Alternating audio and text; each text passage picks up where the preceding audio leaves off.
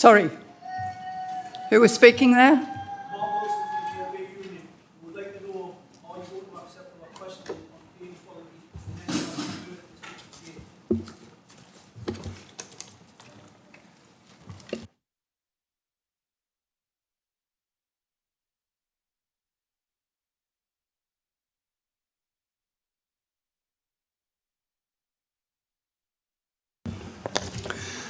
I'm afraid that question was submitted late. You can either have a written response or we can take it to the next meeting.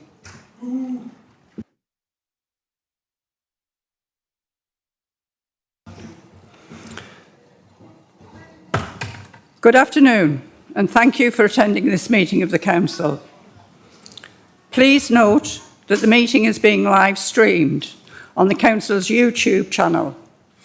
I welcome members of the press and public who may be viewing this meeting remotely. We now move on to the formal business of the meeting.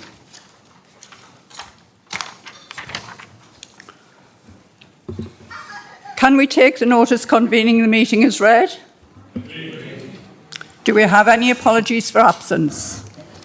Point of order. Madam Mayor, we have apologies from Councillors Fagan, Fletcher, Laws, Potts, Watson and Alderman Tate.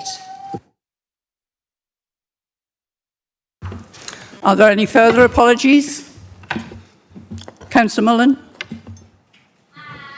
Councillor McKeith.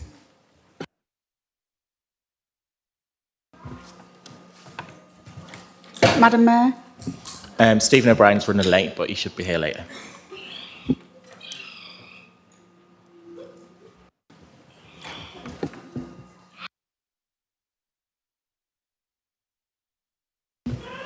Apologies from Councillors Diane Snowden and David Snowden. They will be here, but they will be arriving a little bit late.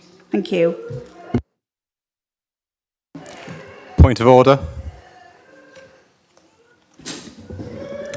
Councillor Mullen? Thank you, Madam Mayor. Under Rule 13C in the Rules of Procedure, given the presence of the Grace House families, can I propose moving the reception of petitions in the motion which mentions Grace House to immediately after the update from the Crime Commissioner and Chief Constable?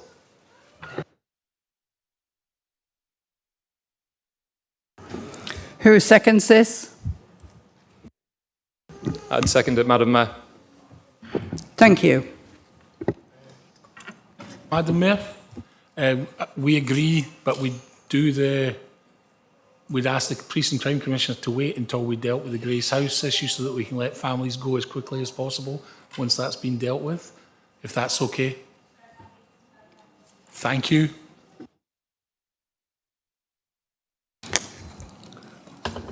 That's fine, thank you.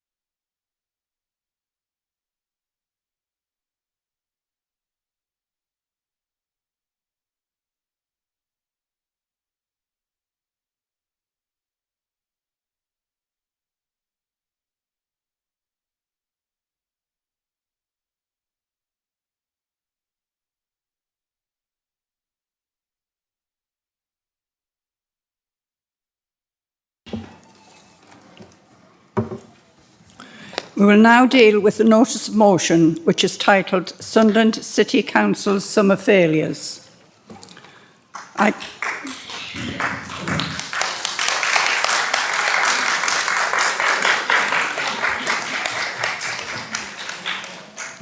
Madam Mayor. Madam Mayor, apologies. I appreciate there's been a change to the running order this evening, so we haven't had an opportunity to talk about declarations of interest. However, obviously, it'll be of no surprise to people to know that I am a trustee of Grace House. Yes. I've taken legal advice And on the advice of the city solicitor, she's advised that I leave the room while this motion is debated. So is it okay with you if I step out at this time? Thank you, Madam Mayor. And just for clarification, Councillor Johnston will also be leaving the room. Thank you.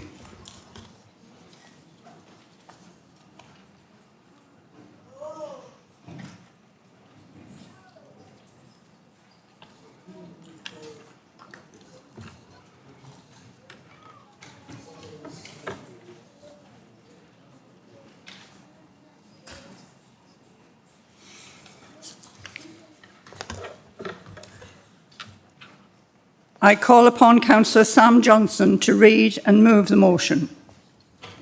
Thank you, Madam Mayor. This council recognises that it has a responsibility to provide high-quality services to residents of Sunderland, Washington and the coalfields, and therefore its actions affect how residents feel about living in the city.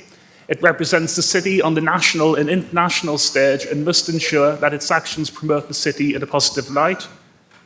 Therefore, Council regrets the reputational damage done to the city by its actions over the summer as a consequence of its failure of vulnerable residents and their families by not ensuring that respite services continue to operate at Grace House. This problem is compounded by the Council's inability to secure suitable alternative provision. The total lack of commentary from the Council's leadership to reassure residents concerned about the loss of the city centre cinema and the Wilko store. Its failure to provide adequate leadership at or show due concern following the World Triathlon Championship Series event, where at least 88 athletes fell ill after competing. Council resolves that the leader of the Council should write letters to the families devastated by the Grace House closure, apologising for the authorities' failures and detailing how he plans to resolve the situation.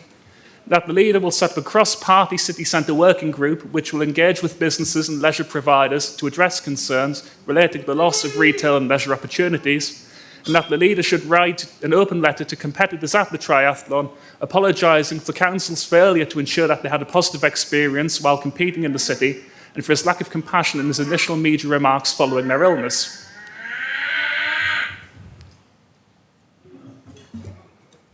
Councillor Reid, do you second the motion? Thank you, Madam Mayor. I second the motion and reserve the right to speak immediately after Councillor Johnson. Councillor Johnson, do you wish to speak to the motion? Yes, Madam Mayor, thank you. This is not a motion that really, when I came to this council, was the type of thing I wanted to bring forward, because it means as a city we're failing our residents quite seriously. But these failures are persistent and they are serious. And over the summer, it's become obvious that this type of intervention from the opposition is necessary. In drafting the motion, we couldn't put forward every single thing that's gone wrong this summer. We couldn't do an exhaustive list because in every big moment, Sunderland City Council and the Labour Group have failed. So we had to be selective. The focus has been on trying to highlight the breadth of failure, which is why we've focused on respite care, the city centre decline, and the triathlon. I'll start with the respite, and we're joined by families from the Give Us the Break campaign this evening who fought so bravely on this.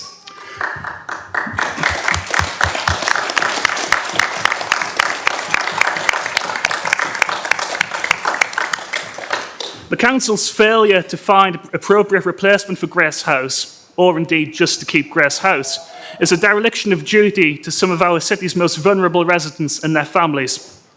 I attended a rally hosted by the group earlier this summer, and I learned just how important Grace House and the respite care, the overnight respite care they provide is. The council's response to the situation has been totally inadequate. The alternatives Grace House put forward are inappropriate and lesser to what families are having right now. And when families came to the Children Education and Skills Scrutiny Committee to raise their concerns, they were effectively silenced. And really, they deserve a lot more than that. They deserve a proper answer. I'll move now to the city centre because I'm only going to give a summary so colleagues can speak. We're in a serious mess. Council risks using the Vaux site as an effort to paper over the growing cracks elsewhere in Sunderland. We're seeing high-profile closures such as the Empire Cinema and thinking back to places also like Debenhams, and we're not seeing proper replacements. If you walk down our high street on any given day, and then the next day you go to Newcastle and walk down Northumberland Street, it's like you're in a different country, frankly. The difference is stark, and really we need to start reversing that decline before it gets any worse. Finally, I'll talk about the triathlon. It was a great global event for our city, but it was ruined by at least 88 athletes falling ill after competing. The council knew there was an issue with the water quality in Sunderland. The North Area Committee last year wrote a letter to Northumbria Water, and the Chief Executive knew about this, talking about our concerns about water quality, and really the council failed to back up the councillors who actually did this. This is because Sunderland City Council doesn't really seem to take the water quality issue that seriously. You know, when we had the concerns following the triathlon, the leader said, and I quote, "It might have been something else other than the water," which really is just fanciful. So imagine if you're somebody, an elite athlete who came to the city, you fell ill, and you were basically just, ridiculed for what you thought had done it. You'd really be quite angry, and it really shows us in a negative light, which I know for a fact happened because I had friends from all around the country texting me saying, "What is going on in Sunderland? How on earth have you managed to get a triathlon this badly wrong?" So we need solutions, and that starts ultimately with accountability for the leader in this party. And I know that doesn't come easy to Sunderland Labour, being accountable for things they've done, but what we need to see is the leader needs to apologise to the families for the complete failure of this authority to actually have any duty of care to them, and we need urgently a proper solution that means the families do not have uncertainty heading into the winter about where their respite care is going to come from.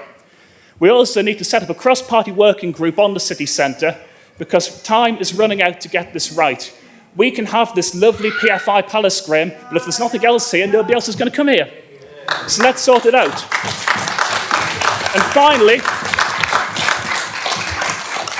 And finally, we need to apologise to triathletes for their poor experience they had here. It's too late, really, to be meaningful, but it's better than nothing. We can also apologise for the response, and if we're going to do something like this again, which I know the leader has ambitions for, we need to learn the lessons because we can't be humiliated like this twice. Thank you, Madam Mayor.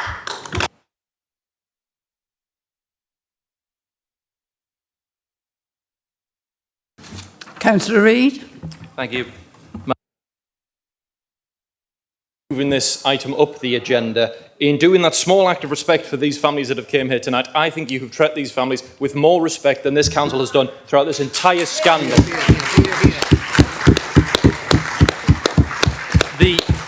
The shameful saga with the stopping of Grace House for short-term respite care shows that this council has not learnt a single lesson from anything that has happened recently.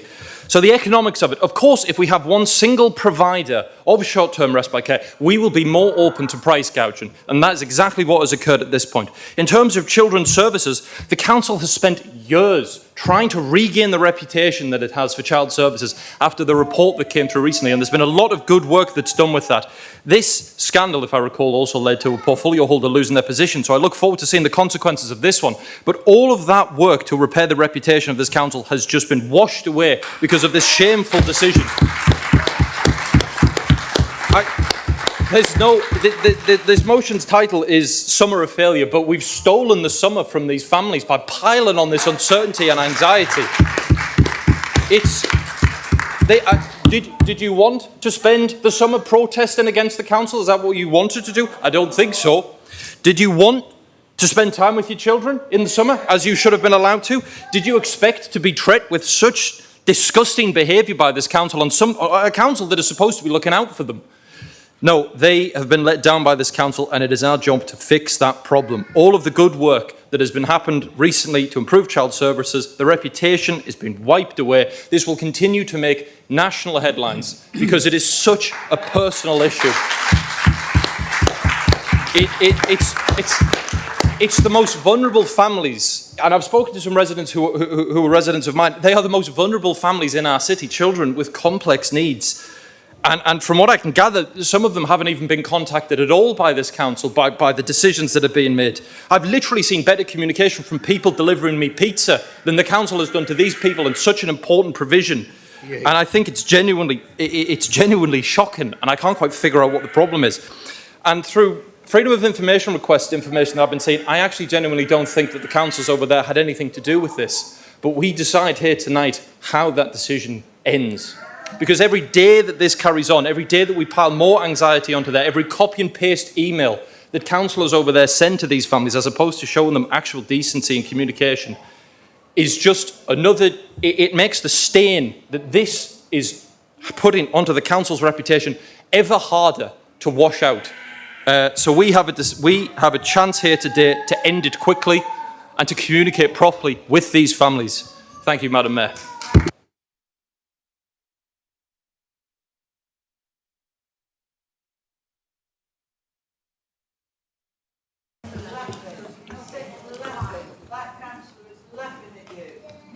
Are there any amendments?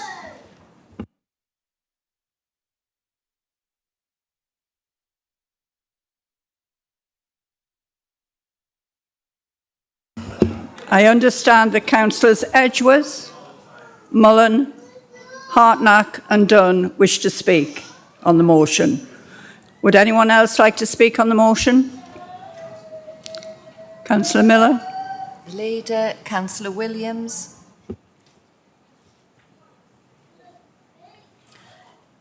So, Madam Mayor, the speakers are councillors Edgeworth, Mullen, Hartnack, Dunn, the leader, Councillor Williams, and there is a right of reply to Councillor Johnston. Thank you. Councillor Edgeworth? Thank you, Madam Mayor. I'll just speak briefly to say that I agree with the sentiment of this motion and congratulate Anthony Mullen on his reinstatement as leader of the majority opposition. For now. We all want to see a solution for the families that rely on Grace House, and I'll certainly offer any support I can to get that. Apologies that I didn't have time to come and see you beforehand. There was a little local difficulty I was dealing with, but I'm happy to continue offering support. I agree on the city centre working group. That's a good idea. We definitely need a cinema back in town. I love to blame the Labour Council for as much as possible, but I think even I would struggle to blame Wilco on the Labour Council, but good attempt to get that in there. And I think Sam Johnston's comments about comparing our city centre to Durham and Newcastle is why we're so passionate about the parking issue, because we need to get people back in our city centre, because otherwise they're just going to go to places with more shops, unfortunately. I will be supporting this motion. We'll be having a free vote in the Liberal Democrat group on this one. Thank you very much.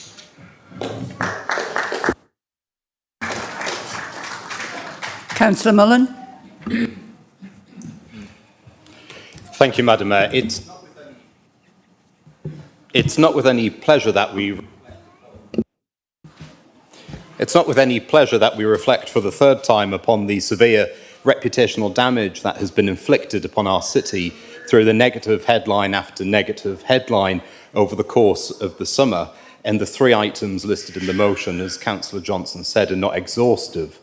The loss of the cinema and the impending closure of Wilco are major blows to the city centre, which already looks dilapidated and struggles to compete with other retail centres in and outside of the city.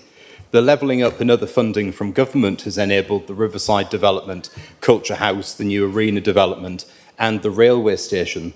But what's missing from this picture is a solid retail and commercial leisure offer, which is crumbling whilst the rest of the city develops. And we urge the council, as it proceeds with these developments, not to give up on the city centre's shops and small businesses, and to be singular in its aspirations to replace the Empire Cinema with another commercial cinema chain.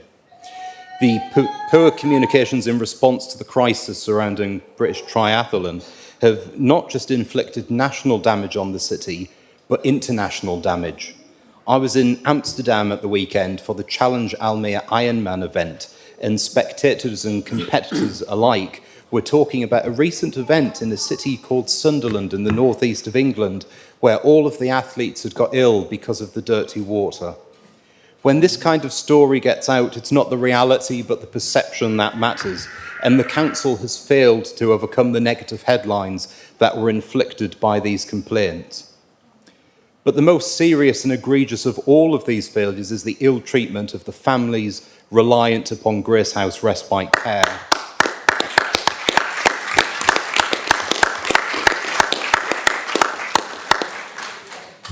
They are here today and continue to need our support.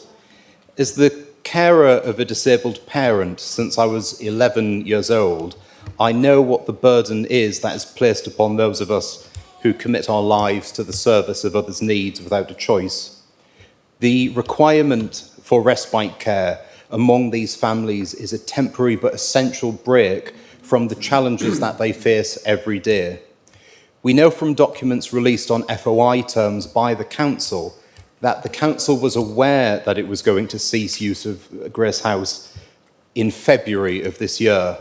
An email from the Chief Executive of Together for Children to the Chief Executive of Grace House reveals an attempt to keep this quiet, with specific reference to not informing parents and not telling the media. Eventually,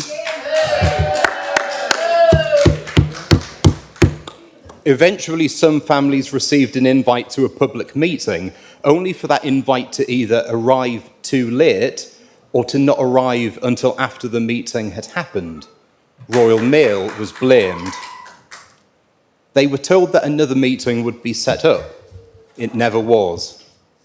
Some families who accessed Grace House privately but through Sunderland Care and Support learned that their use of the service would be discontinued through the media. They have had, to date, no communication from the Council. Then there was a subsequent attempt to suppress those who wanted answers in more than just my party. The chair of the Children's Scrutiny Committee, who's currently sitting laughing at the families, refused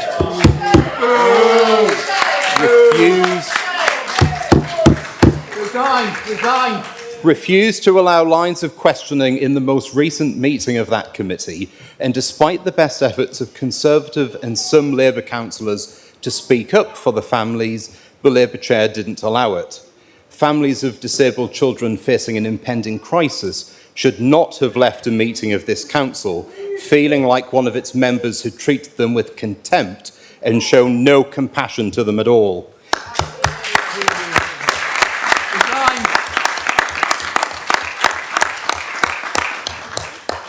And so the Conservative group calls for Logan Guy's resignation as the chair of the committee and requests that a senior experienced member take over. The Give Us a Break families at the back of the room with us deserve us to pay tribute to them and to their children. But as they find themselves once again in the presence of members of this council, they have the chance to look all of us in the eye and to know which side of this debate we were each on. Some issues are about more than party politics. Colleagues across the chamber should reflect on whether their consciences can take the weight of the actions that they are about to choose in front of these families. Councillor Mullen. There is no serious, credible alternative to Grace House on the table. The council has failed these families and should hold its hands up in their presence and admit as much. Anyone who votes against or tries to amend this motion should be held in the same contempt.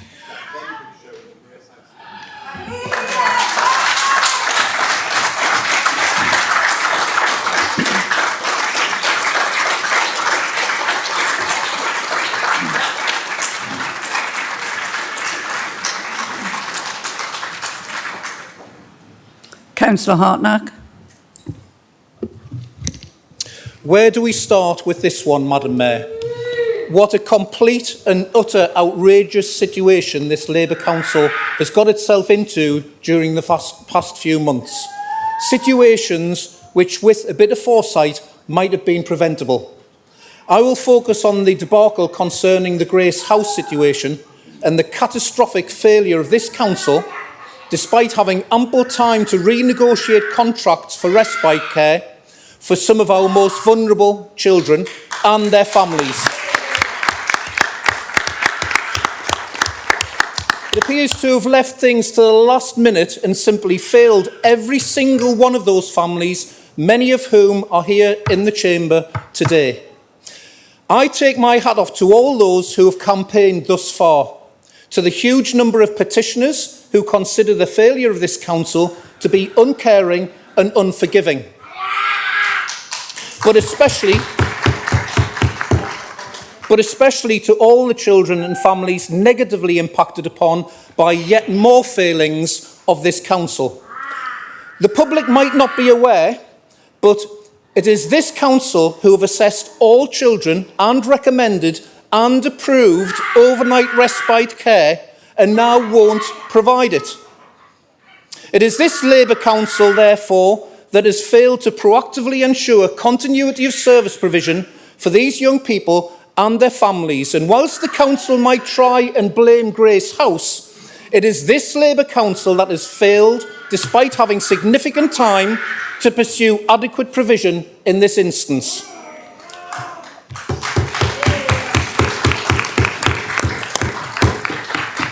I am personally appalled, Madam Mayor, and I know that colleagues on both the Labour and Lib Dem benches are equally appalled at the sheer neglect of senior officers of this council. And I just wonder how Labour councillors will vote on this motion. Let me focus for a few minutes on the scrutiny applied to this decision.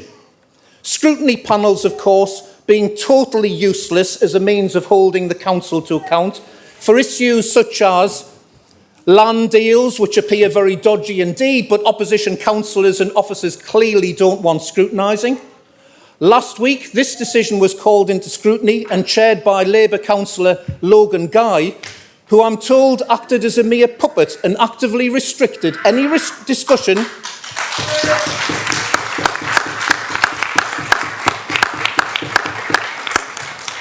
Yep, I'll repeat again that Labour councillor Logan Guy, who I'm told acted as a mere puppet and actively restricted any discussion or scrutiny of the issues to hand. Families who attended to participate in the so-called scrutiny were not allowed to take part. They were effectively silenced. Some members did speak up and tried to make valid points, but were silenced by the chair. I'm proud, actually, of some opposition members, David and Diane Snowden and Alex Samuels, along with members of my own party, who did attempt to speak up for these families, but were immediately silenced.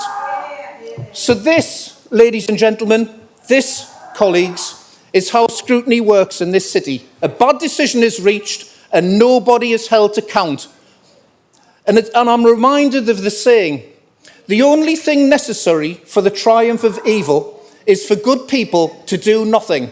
That's you, Councillor Guy. You did nothing to facilitate the wills of these people.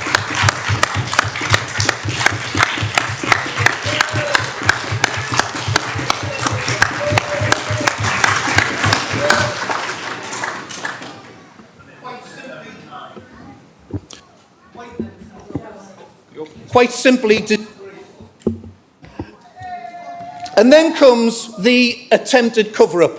I'm in receipt of correspondence also between Jill Colbert, Executive Director of Together for Children, and Victoria Brown, the Chief Executive of Grace House, dated the 31st of March 2023, in which some detail is gone into around service continuity, but which at the final paragraph states, and I quote, "A very final point, Victoria, can we please treat this as a highly confidential matter? Because if staff, children or parents hear of this, we could very quickly find it in the press, which would be deeply unhelpful."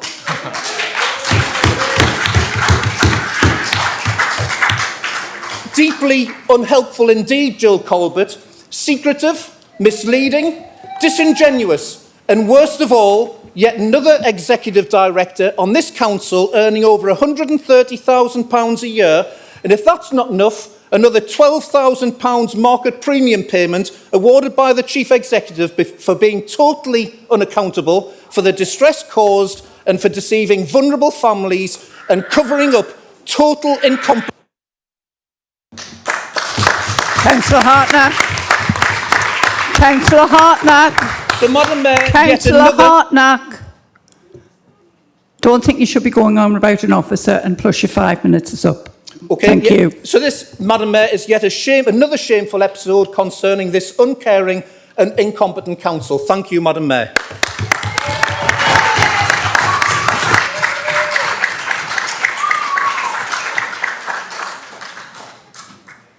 Councillor Dunn. Thank you, Madam Mayor. I could talk about the many failures of this council over the summer which has let down residents of our city, but I will focus on the one that means the most to me, and that's the failure towards our most vulnerable residents and their families due to the recent decision to end respite care at Grace House. Some of you may be aware that I have 2 autistic children. My eldest accessed respite at Grace House many years ago. My daughter, her needs become more complex as she gets older, and we may need to access respite overnight in the future. So this is something that is really close to home.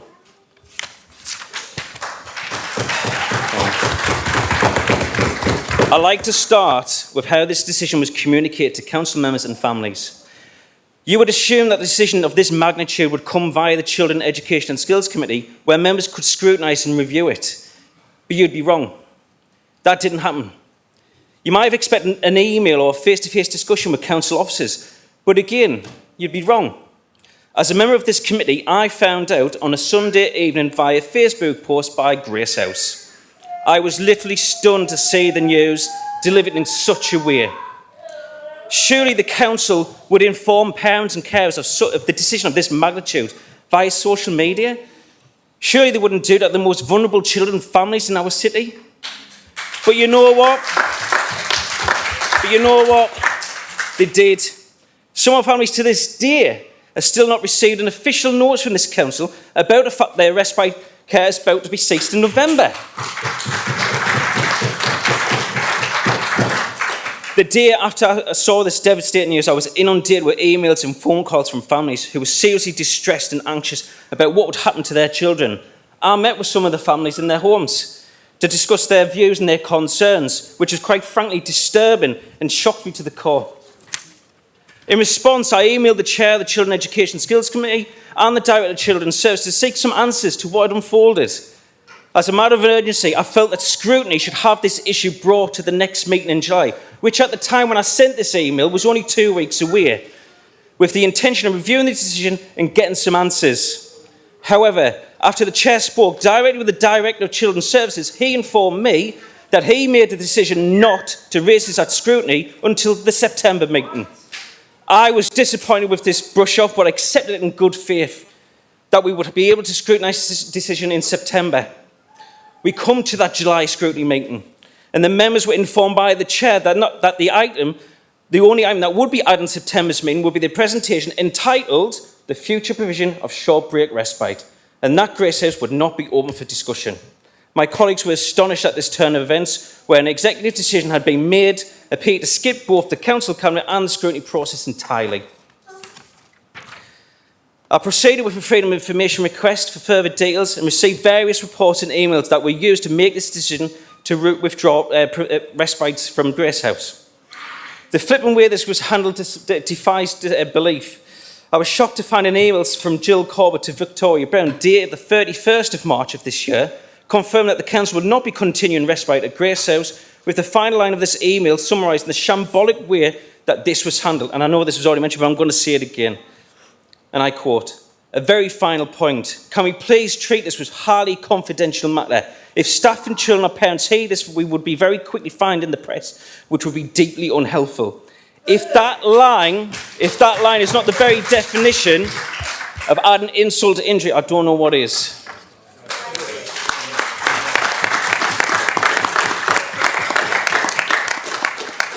Finally, my absolute disgust was amplified at the Children's Scrutiny meeting that happened last week.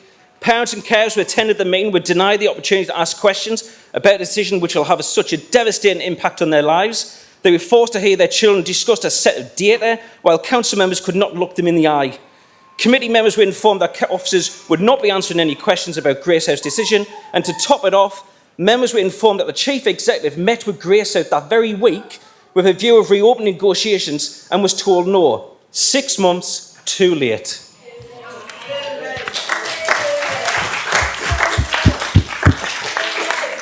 And to conclude, Madam Mayor, I'd like to face the parents and carers that are sitting in the council chamber today and say that I am truly sorry for how this council has let your families down. I'm embarrassed by the fact that I stand here having to say this to you. You are some of the most truly inspirational families that I have ever met. You've deserved so much more than this. You fight to keep children at home where they belong, and all you need is a few nights off a year to prevent you reaching a crisis point. The nights that your children were assessed for by this very body has now axed them. The leader of this council owes you an apology for the shambolic way this situation and decision has been handled.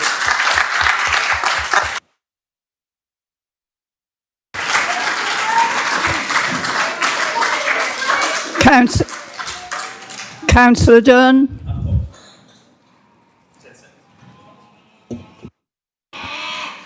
And if he has any sense and decency, he will do so without any hesitation. Thank you, Madam Mayor.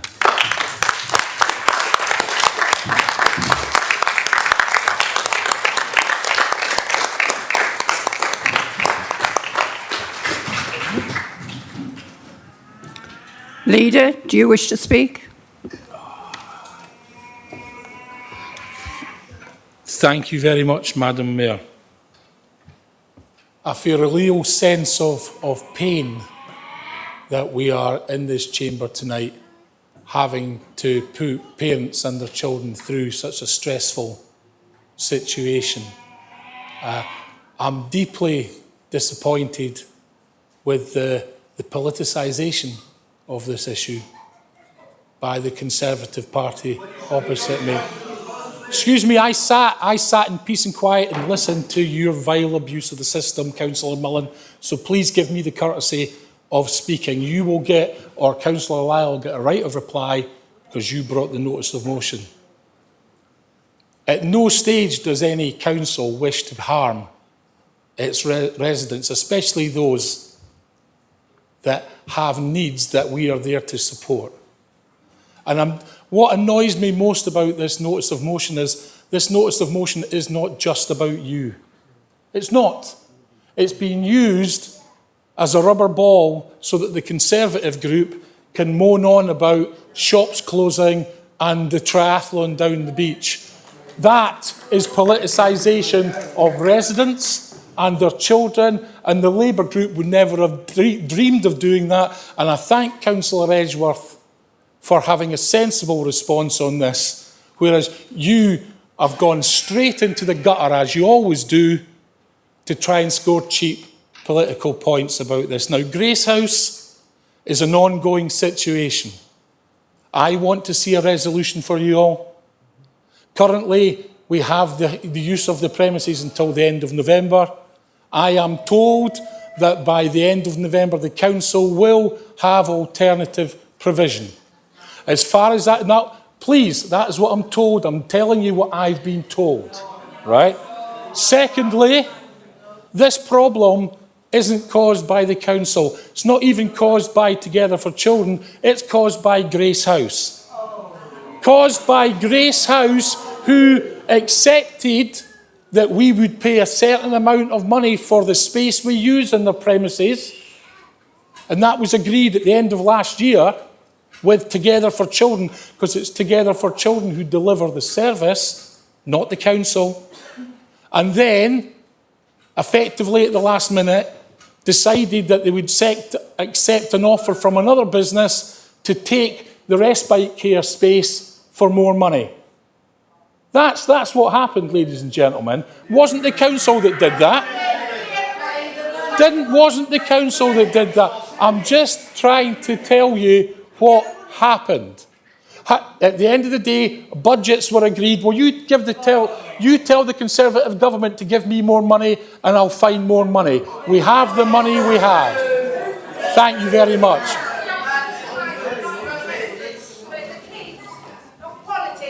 This is not politics. I'm trying to explain to you what happened, and I'm trying to be honest and fair with you.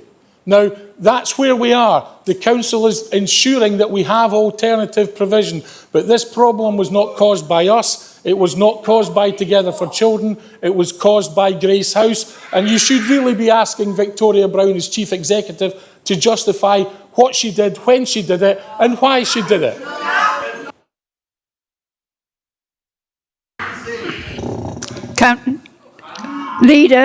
Leader, sorry.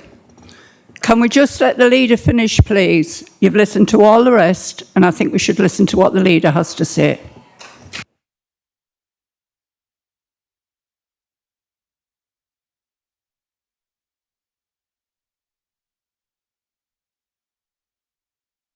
I'm trying to show you that we are trying to manage the situation and we'll have it resolved for the end of November.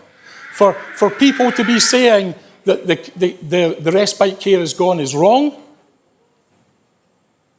It will be resolved. We've got time and we're actively working.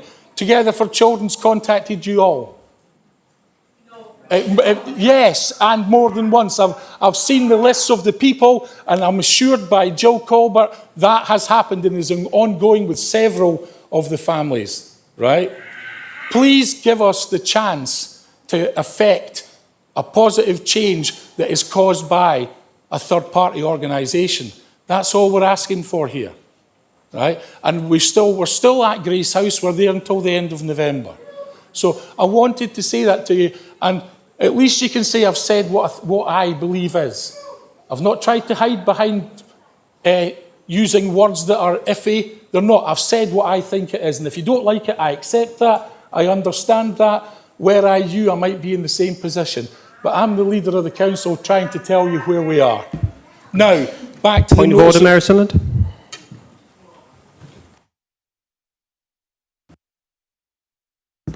Mayor Sunderland, I just want to raise a point of order under item 7.03 of the Constitution relating to the role of the leader.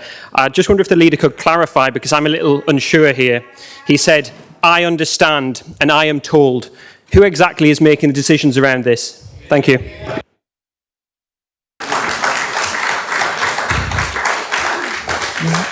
This is an operational matter for Together for Children, so I am told by Jill Colbert, who's the Chief Executive for Together for Children. Right? That we give money to them to deliver a service for respite care. They then go to Grace House to enable that respite care to be delivered. From the 1st of December, that will change. And it's not by our or Together for Children's. Leader. I would like an extension, given that I've been interrupted several times, Madam Mayor. I think it's Move an only fair. extension, Madam Mayor. Seconded. Thank you very much, Madam Mayor. So that's Grace House, and I do genuinely wish we weren't here talking about it. I just wish Grace House had just left the contract that we agreed with them in place, and it would have continued. But they changed it. Sorry? Hang on. Anyway. The cinema in Wilko. I do wish that Sunderland Council had the authority to tell national chains to keep their shops open. Right? That's just ridiculous. The whole Cineworld chains in administration, as is Wilko. What's that got to do with Sunderland Council Conservative group? Absolutely nothing. But we are working with the cinema administrator and the Wilko administrator to try and find alternative businesses that will take those sites over, because, as you can see all around us, we're very, very keen to have a thriving city centre in Sunderland, something that you've voted against every time we've brought forward, Councillor Mullen. And lastly, the lies that you lot have just spoken about the triathlon's utterly disgraceful. Nobody at the triathlon got ill from swimming in dirty water. Did you even wait for the report that came out saying it was norovirus? Right? Elite athletes. Councillor Mullen. Thank you very much, Madam Mayor. A point of personal clarification. I didn't mention the water quality. I said the perception rather than the reality. But Councillor Mullen, Councillor Hartnack did state it was the water quality, and he said it had been going on forever. Point of order, Madam Mayor. Finish, Madam Mayor, without these people constantly interrupting. Point of order. I have not mentioned anything to date in relation to quality of water at all. So if you can just apologise for that error, please, Leader. Thank you, Councillor Hartnack. Now, the triathlon. The problem with the triathlon was that the BBC, ITV jumped all over it after we had delivered a brilliant World Series triathlon event that was treated absolutely as how it should be. It was a fantastic outcome for the city. And they immediately went with it must be the fact that there was an E. coli test off Roker Beach, and that's what's caused it. without waiting to see if any of the results came in from the test to prove that or disprove it. And it was utterly disproven. All 88 people that were ill were the elite athletes. Not a single wild swimmer, not anybody who uses the canoes and that of Roker came down with anything. It was not the water quality that caused a problem with World Series triathlon. Now, everybody in this room acknowledges we have an issue with Northumbria Water. We all want to see that done better. But you as a group, the Liberal Democrats as a group, were all over the Echo and the Cron blaming the council for the water quality that people were swimming in when it had nothing to do with the water quality that people were swimming in. And I would like you to apologise, Councillor Miller, and you to apologise, Councillor Edwards, for talking this city down and telling lies, because you told lies. And the fact that you've wrapped all of this up in a notice of motion so you can seem to be supporting families who genuinely need support, and this group will ensure that they get the respite care they need, right? It's the worst possible politics that I can think of, and you genuinely should be ashamed of yourselves. And you'll get to answer after me, because you get the right of... I'd seen low, see you. Thank you, Madam Mayor.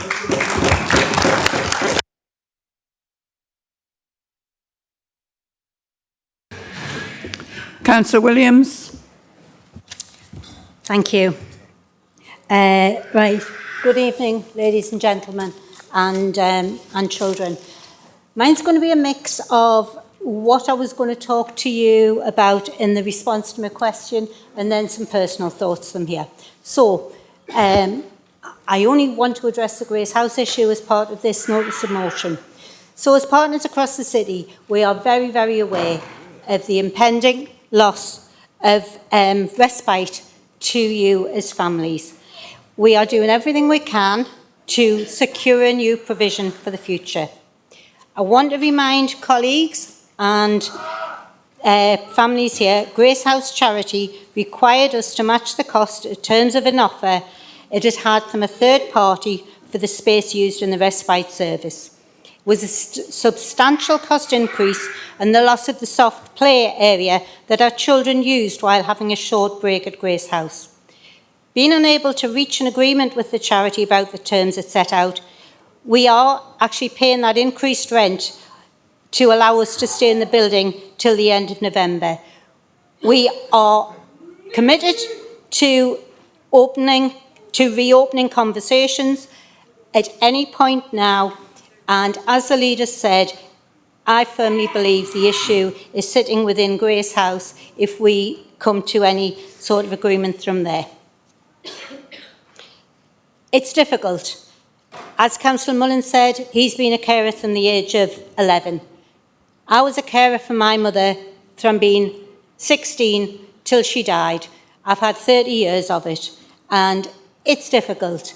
I didn't have the complexities that some of you families have, but I absolutely can appreciate how you feel. It's horrendous.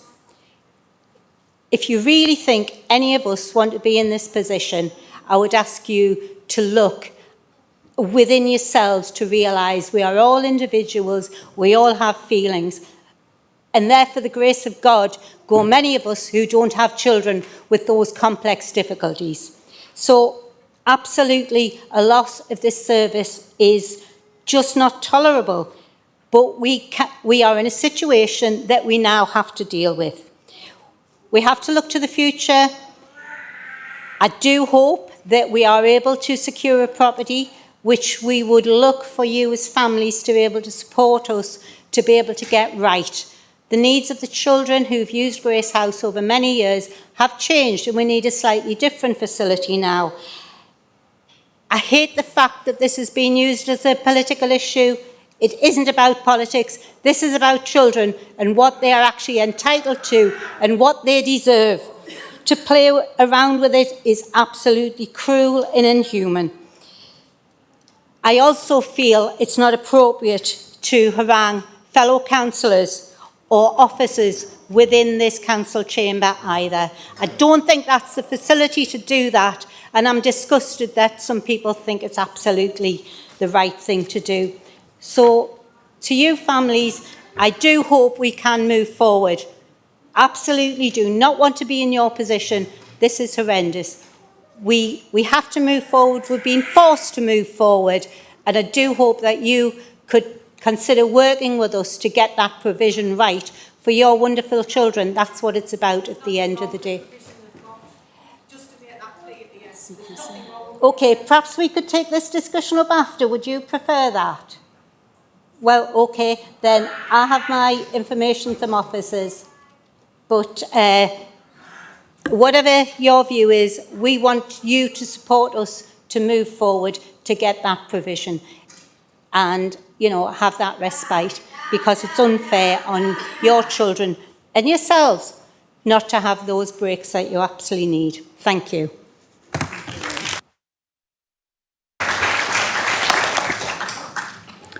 Councillor Johnson, do you wish to reply? Yes, thank you, Madam Mayor. I've come crawling out of the gutter to do my right of reply here, and I think I've come out pretty clean. I don't think you have, Graham. I think I was just noting down what was said in these speeches, and I'll start with something that Niall Hodson raised, which is, I am told this person said, as a leader, you take responsibility. The buck stops with you. For the decisions in my party, the buck stops with Anthony. For the Lib Dems, with Paul Edgeworth, and I've seen how seriously they both take it, and you need to do the same. So let's look at actually what's gone on here. So apparently, all of the following, if not more, are to blame.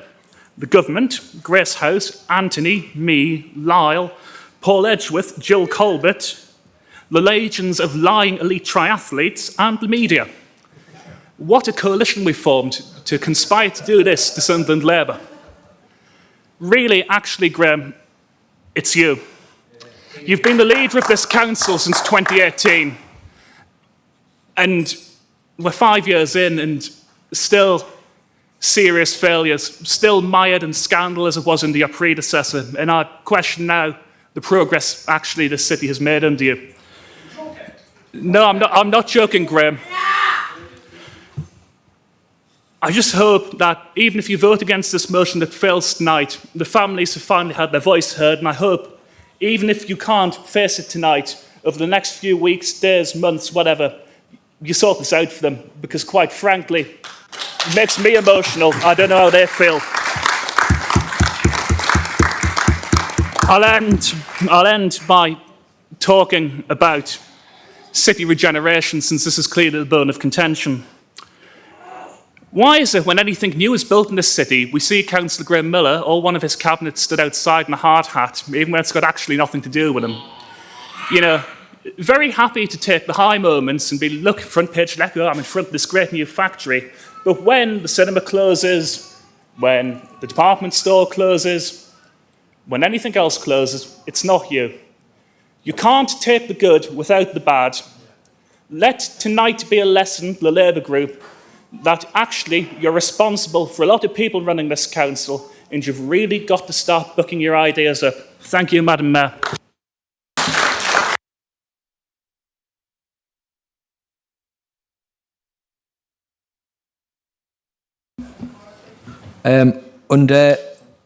Under Rule 17.12, I move that this is put to a recorded vote of members.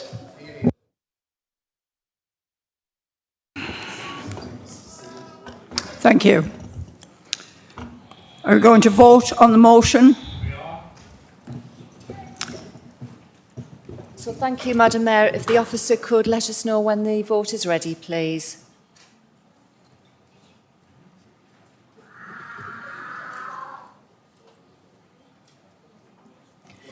So members, you can cast your vote now, please.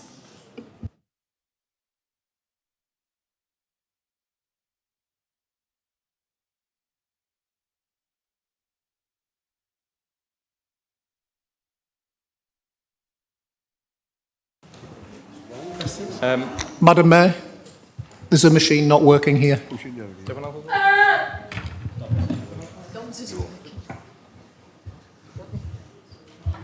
Why's it always you, Michael?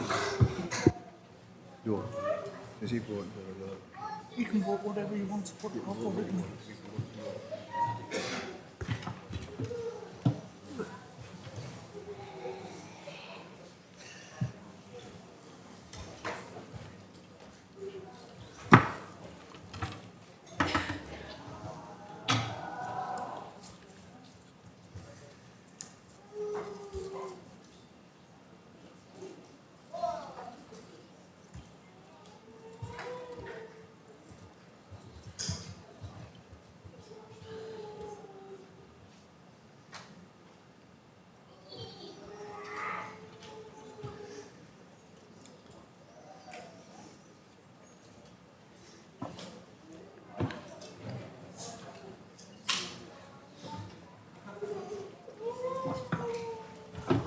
where's this one?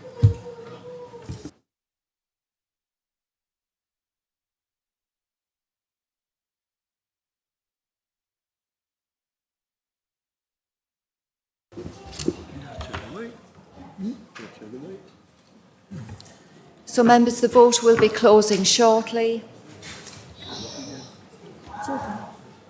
And if we could close the vote now, please.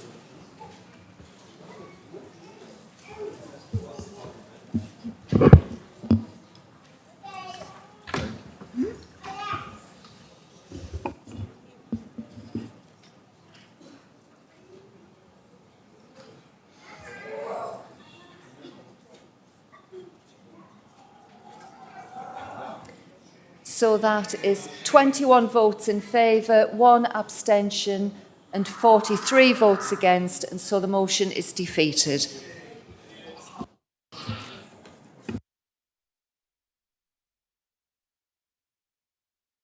Madam Mayor, might be worth a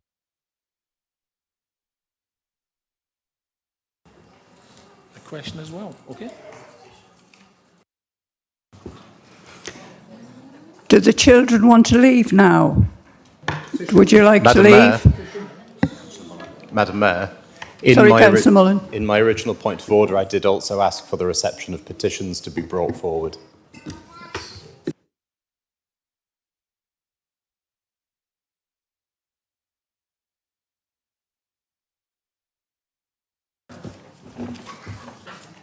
Do we need to vote on bringing the petitions forward? Just ask them to bring their petition.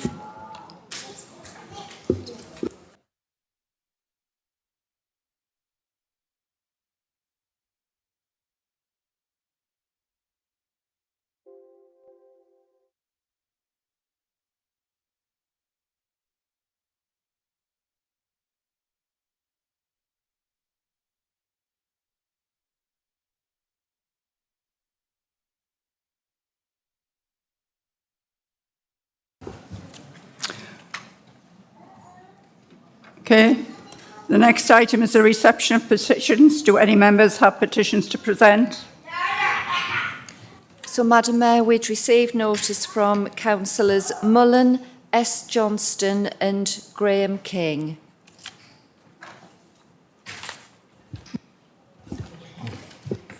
Councillor, sorry, could you just give me your name, please?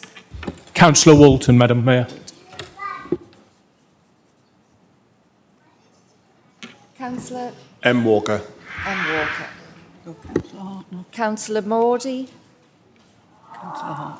Councillor Hartnack.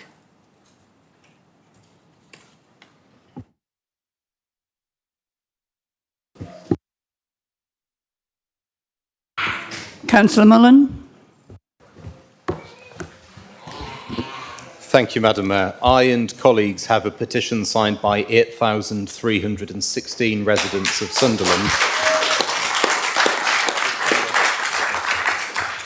which reads, "We, the undersigned residents of the City of Sunderland, petition Sunderland City Council and Together for Children to urgently review the short brick respite provision which has been delivered at Grace House since 2016-17, following a breakdown of communications between Together for Children and Grace House families with disabled children. Many with severe and complex needs will be left bereft of assessed respite care.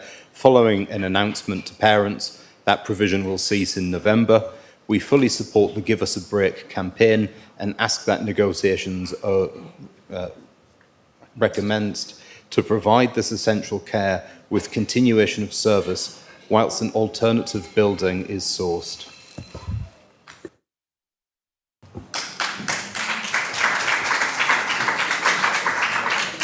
Councillor Johnson.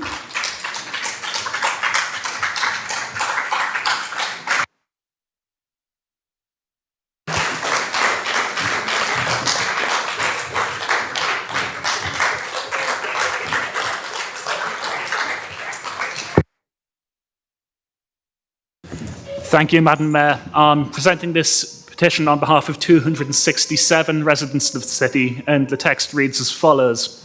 We, the undersigned, call upon Sunderland City Council to reduce or remove the costs associated with the leasing of memorial benches in the city. Despite the rising cost of living, Sunderland City Council is charging £3,170 for residents to lease a memorial bench for 10 years and £1,300 for each subsequent 5-year renewal. Families and loved ones who cannot afford to pay to renew the bench are being threatened with the removal of their memorial plaques so the bench can be sold to other people. We call on Sunderland City Council to stop making money from grieving residents of the city and to reduce or remove the cost of memorial benches in the city. Thank you, Madam Mayor. Councillor Graham King. Thank you, Madam Mayor. I would like to present a petition on behalf of 71 residents living in the area of Worcester Terrace and Tunstall Road in St Michael's Ward, who are currently requesting the closure of the premises known as West Lodge off Tunstall Road, currently being run as a supported accommodation by the Sterling Care Solutions Group. This is due to ongoing issues and lack of public consultation. I wish to request that this is submitted to the relative Directorate,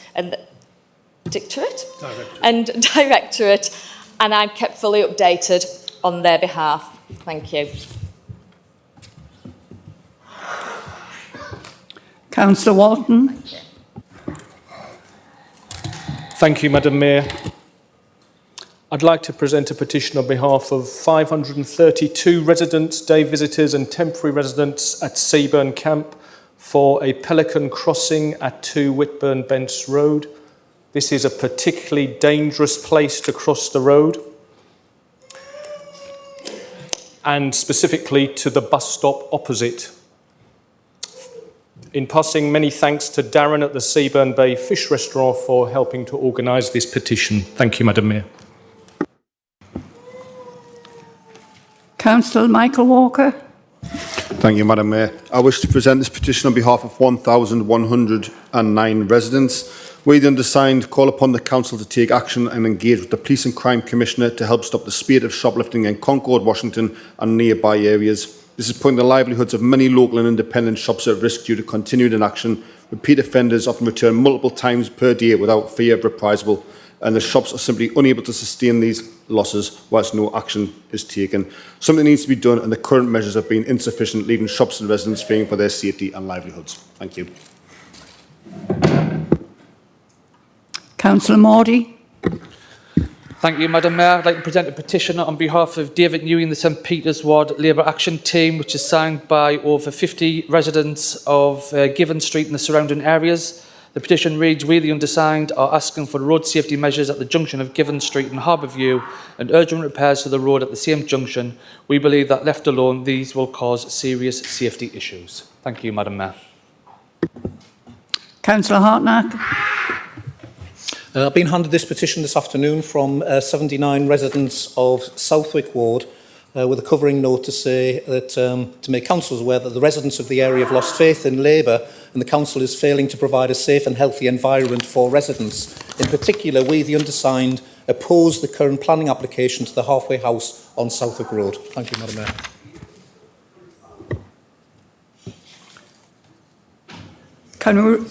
Can we agree to refer these to the appropriate chief officer?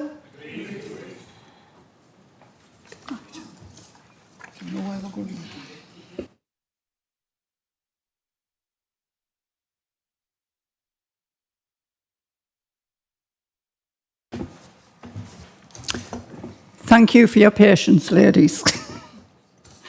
I'd like to welcome Northumbria Police and Crime Commissioner Kim McGuinness and the Chief Constable Vanessa Jardine to the meeting. Ms McGuinness and Chief Constable Jardine will address the Council on policing matters in the Sunderland area and respond. Point of order, Madam Mayor. Can we get Councillors Checker and Johnson back in the room, please?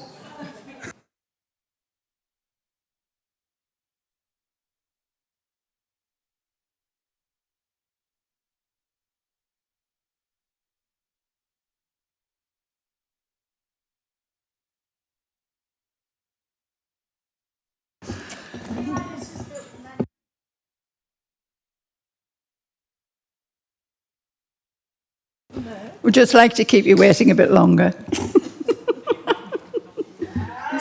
quite like the dueling podium situation.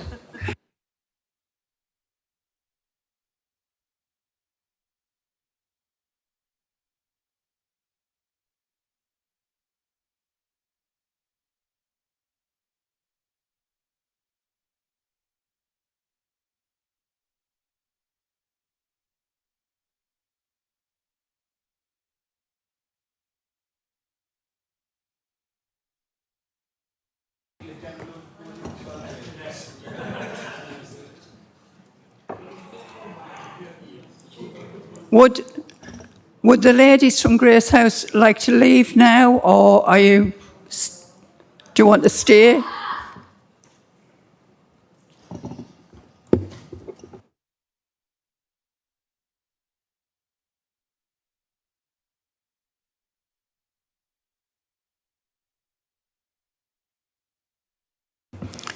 Would you like to leave the meeting now, or would you ready to go now? Well, thank you very much, ladies. Thank you.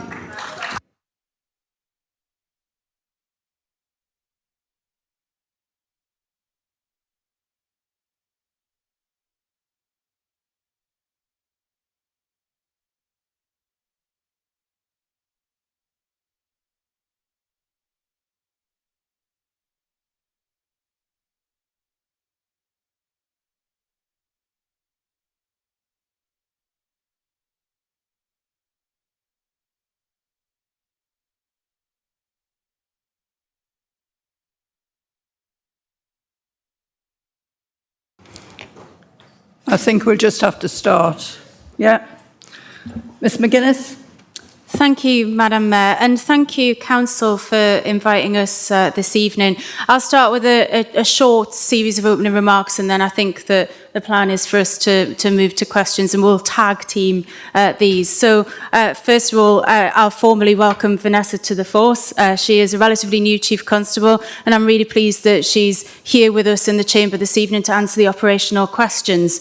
I'll also take the opportunity to say thank you to members of Sunderland Council for all of the joint working that we've been doing, which has really been reaping results for Sunderland. I'll take a special mention for Sale, Sarah and Halo, all of which are driving down crime and antisocial behaviour in their areas, and are fantastic examples of how, by working together, we can really support communities and make a real difference to people's lives. Similarly, the joint working that we've been doing on our public transport network, we've now seen around a 60% reduction in antisocial behaviour on the metro, and that is no mean feat, and it's due to the hard work of the police, local authority and various other partners. So I'll put that up front. I think, you know, a lot of you have heard me speak before, and you know that I could talk about all of the fantastic work we're doing, a lot of the prevention work and why it's important that we prioritise that, and I could do that all night. But while we do have limited time, I'm going to take the opportunity to mention just one major issue. And despite the issues that you've all brought up, which are really important for us to comment on and really important questions for us to answer, we have to remember that this is a relatively safe region. We've got a really committed police force, and all of us are here to keep it that way. But as I've said, councillors have identified that there are challenges. And my big worry right now is that the thing that's key to meeting those challenges is more police. But the Home Office is limiting our capacity to respond by creating a north-south divide in police recruitment. And I will always fight for our region. And since 2010, Northumbria Police has lost more than 1,100 police officers and some £148 million from the government, from our budget due to cuts. And we're having to find more savings again this year. Austerity is not over. A few years back, government said in a very high-profile announcement that it would fund forces to recruit 20,000 new police officers nationwide. Northumbria's share of that was 675. So despite our local efforts to recruit above this number, we are still owed more than 400 officers who could be out on patrol in Sunderland right now. And yet, while we fight for more cops, Other forces are celebrating reaching historic headcounts. It was reported recently that there are now more Essex police officers than at any other time in the force's 182-year history. Elsewhere in the south, Cambridgeshire Police Force also celebrated having more officers than ever before. Overall figures show that the North East has been the hardest hit region with 15% fewer officers than in 2010, which compares to a national difference of 7%. In the South East, the average reduction now is just over 0.8% fewer. A staggering difference and alarming evidence of a north-south divide in police numbers created by the Home Office. And as I said, I always fight for our North East. And so my message to the Home Secretary is clear. Give us back our cops. And I hope that Sunderland Council can take back that message and lend its support. We can't let this cut in police numbers be permanently embedded in our region. So I wanted to say that up front before we get to answering questions. Thank you, Council.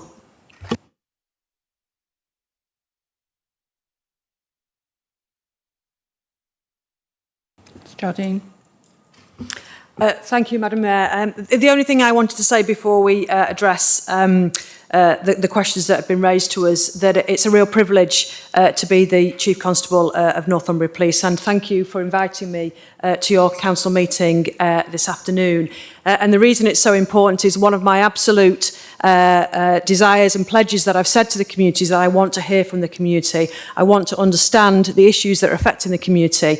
You will, I'm sure, have already seen our Operation Impact, which is where we are instigating the whole force to come out and tackle the issues that matter most to the community.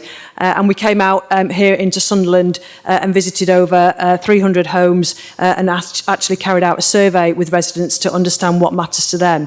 So it's really important that I'm here today so that I can further understand what matters to the communities so that we can ensure that we keep our communities safer and we protect the most vulnerable people. Thank you.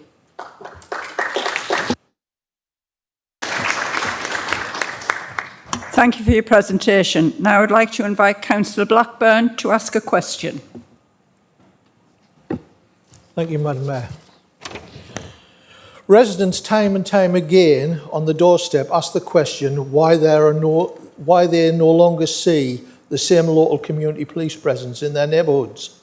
As the number of police officers have increased in recent years and approaching similar levels as before austerity, when can Sunderland residents begin to see a corresponding increase in community policing on our streets? Thank you. I'll just thank you for the question, Councillor. I just think briefly the Commissioner has already explained about the numbers. However, we have had an increase in numbers and Northumbria Police has decided to invest 134 additional police officers into neighbourhood policing. For the Southern Area Command, of which you know Sunderland is a part, that equates to 40 extra neighbourhood officers dedicated to neighbourhood policing.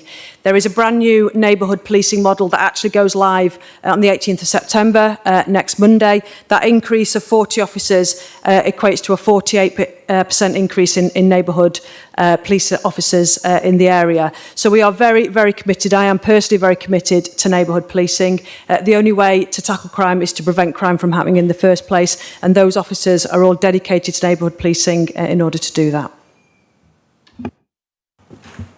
Yeah, I think I'm really pleased with Vanessa's new plan for more of our police officers going into neighbourhoods, for a more stable neighbourhood policing model. But as I've already set out, we're nowhere near our 2010 levels, and the Home Office doesn't have any plan to get us there. And actually, it is worse than that. The Police Federation and the Labour Party nationally have warned that per head of population, we've actually got fewer police officers now than in 2010. But locally, we can do what we can do, and I'm really pleased with this plan, as I said, to put 134 new police officers into neighbourhoods, and I believe it will start seeing those there before the end of the year, and with that number completing into the beginning of next year. And more new police officers coming through, because the other thing that wasn't apparent during the uplift conversations, it does take 3 years to recruit a police officer, and we only started that process in 2019. So that's something I think we also need to bear in mind, but thank you for your question. Thank you. Councillor Peter Walton. Thank you, Madam Mayor. My question for the Commissioner is this. Given the importance of the Police and Crime Commissioner for developing local policy around crime and public safety, what arrangements are being put in place to ensure that all councillors have the opportunity to have regular liaison meetings to discuss issues and concerns with the Commissioner and her team? Thank you for your question, and I think members will be very aware. Many of you will have spent time with me. I've come out into your areas, I've done walkabouts, I've offered to do that. I'll continue to do that, and my door is always open. You can contact me by a variety of different means. But we also do have to be realistic. In the Northumbria area, there are over 400 councillors. And so if we each had a regular meeting every month or so, then we simply wouldn't get anything done. So sometimes you'll have to bear with me, you'll have to email me your issues, contact me, give me a shout, and we can make sure that we're answering your concerns and working together. And as I said, I'm always happy to come out into communities, but it's just not possible to sit down on a regular basis with over 400 individual people across our area, or else, as I say, we would never get anything done. Thank you. The next question is from Councillor Anthony Mullen. Thank you, Madam Mayor. Can I begin with thanks to both for the patience in waiting at the beginning to welcome the new Chief Constable and congratulate the Commissioner on her candidacy. My question is, can the Chief Constable explain why none of Sunderland's fixed speed cameras work, if she's happy for this to continue to be the case, and outline how we as councillors can go about having new fixed speed cameras installed in our wards? Thank you for the question. One of my priorities and priorities of Northumbria Police is to keep our roads as safe as they possibly can be, to reduce serious injury on our roads and to reduce deaths on our roads. And obviously one of the ways that we do that is through the use of speeding and tackling speeding. I think it's important to understand that the fixed speed cameras are managed through the Northumbria Safer Roads Partnership, so it's a broader partnership than just this particular area, and there have been some difficulties with that partnership over the last couple of years. However, I am very pleased to be able to say that now we are moving forward with that agreement. There has been a partnership and finance agreement that's been shared across council legal teams. We've had some feedback on that, and draft agreements are currently being prepared but imminently due to be considered amongst chief executives, finance directors and council portfolio holders, with a view that this then goes to respective cabinets this November. The group will then be able to consider the location of cameras, and there'll be able to be some procurement of new cameras that can take place. In addition to that, we do have mobile speeding vans that Northumbria Police has, and they are out on our roads every single day. So whilst I do understand the frustration with the fixed speed cameras, that doesn't mean that there is no action being taken on the roads with regard to speeding. Now, there are three members who have questions on a similar theme. So I would like to ask Councillors Alison Smith, Sam Johnson and Kieran Morrissey to read them out now so that the Police and Crime Commissioner and the Chief Constable may respond to them all together. Councillor Smith. Thank you, Madam Mayor. While welcoming the commitment the PCC has in tackling antisocial behaviour as one of her key priorities, this often is not seen operationally as a priority, particularly in the area of being proactive in dealing with motorbikes in local neighbourhoods and speeding traffic in our 20-mile-per-hour zones.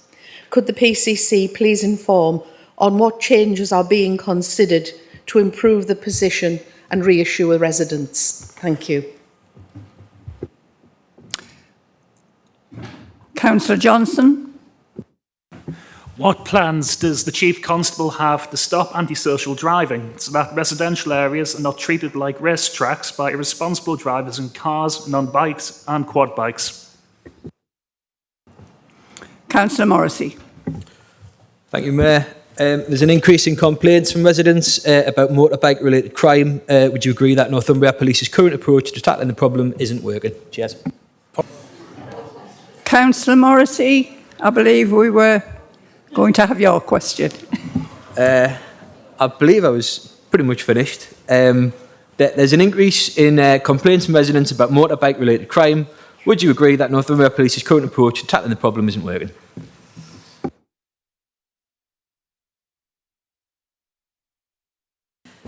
Thank you for all those questions. I talked about doing a survey with the community recently, and the three areas that the community identified as causing them the most concern was antisocial behaviour, drug use and motorcycles, and the ASB that's associated with motorcycles. In the Southern Area Command Unit in July, they commenced an operation called Operation Cacao, which was specifically to tackle motorcycle disorder and to respond to that. I think it's only fair that I explain to the Council how difficult it is to tackle off-road motorcycles. They're extremely dangerous for members of the public. There's an element of danger for the riders themselves, and it's difficult to pursue riders off-road and down some of the areas that motorcycles can go to that obviously our traffic patrols cannot go. However, that doesn't mean to say that we're not committed to tackling this criminality, which really does affect our communities. We're trying different techniques as well, and with the support of Sunderland Local Authority, we are using and trialling drones in order to track some of the motorcyclists who can go to areas that we can't get to, but the drones obviously can, and that is proving to be successful, and the force is actually now committed to investing further in drones so that we can use them in this fight.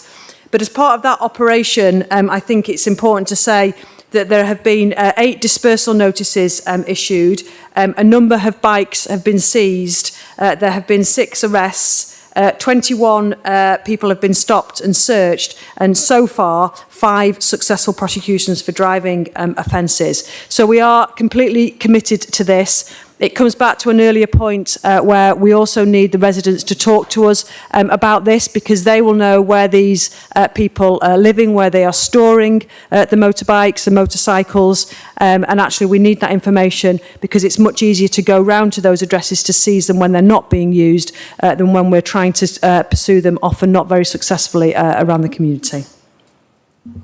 Thank you. And I think to echo the fact that we do take it incredibly seriously, and it is something that I talk about time and time again with residents in public meetings, with members of councils, and I really welcome Vanessa's approach to it, and the fact that she's made a very full and frank appeal to the public to report the issue and to give intelligence to the police about it. You'll see that there's also a Crime Stoppers campaign running at the moment.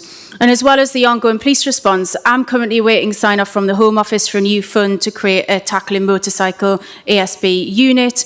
I think it's absolutely ridiculous that I need sign-off from an official in Whitehall 300 miles away to get this money. They simply have absolutely no belief in the merits of devolution and local decision-making. But that said, in the coming weeks, you'll see much more activity on motorcycle ASB on top of the work that the Chief, with the work that the Chief has undertaken, and I'll come back to you with an update on whether we get that money, because it would be very welcome. Thank you to the Police and Crime Commissioner and to the Chief Constable for coming along to the meeting today and for answering members' questions. Thank you very much, ladies. Thank you.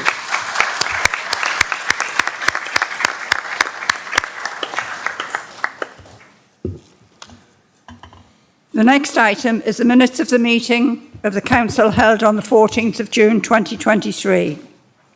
Please note a supplementary paper has been tabled with a recorded vote, which was omitted from the published agenda. Can we agree the minutes? Do any members have any interest to declare?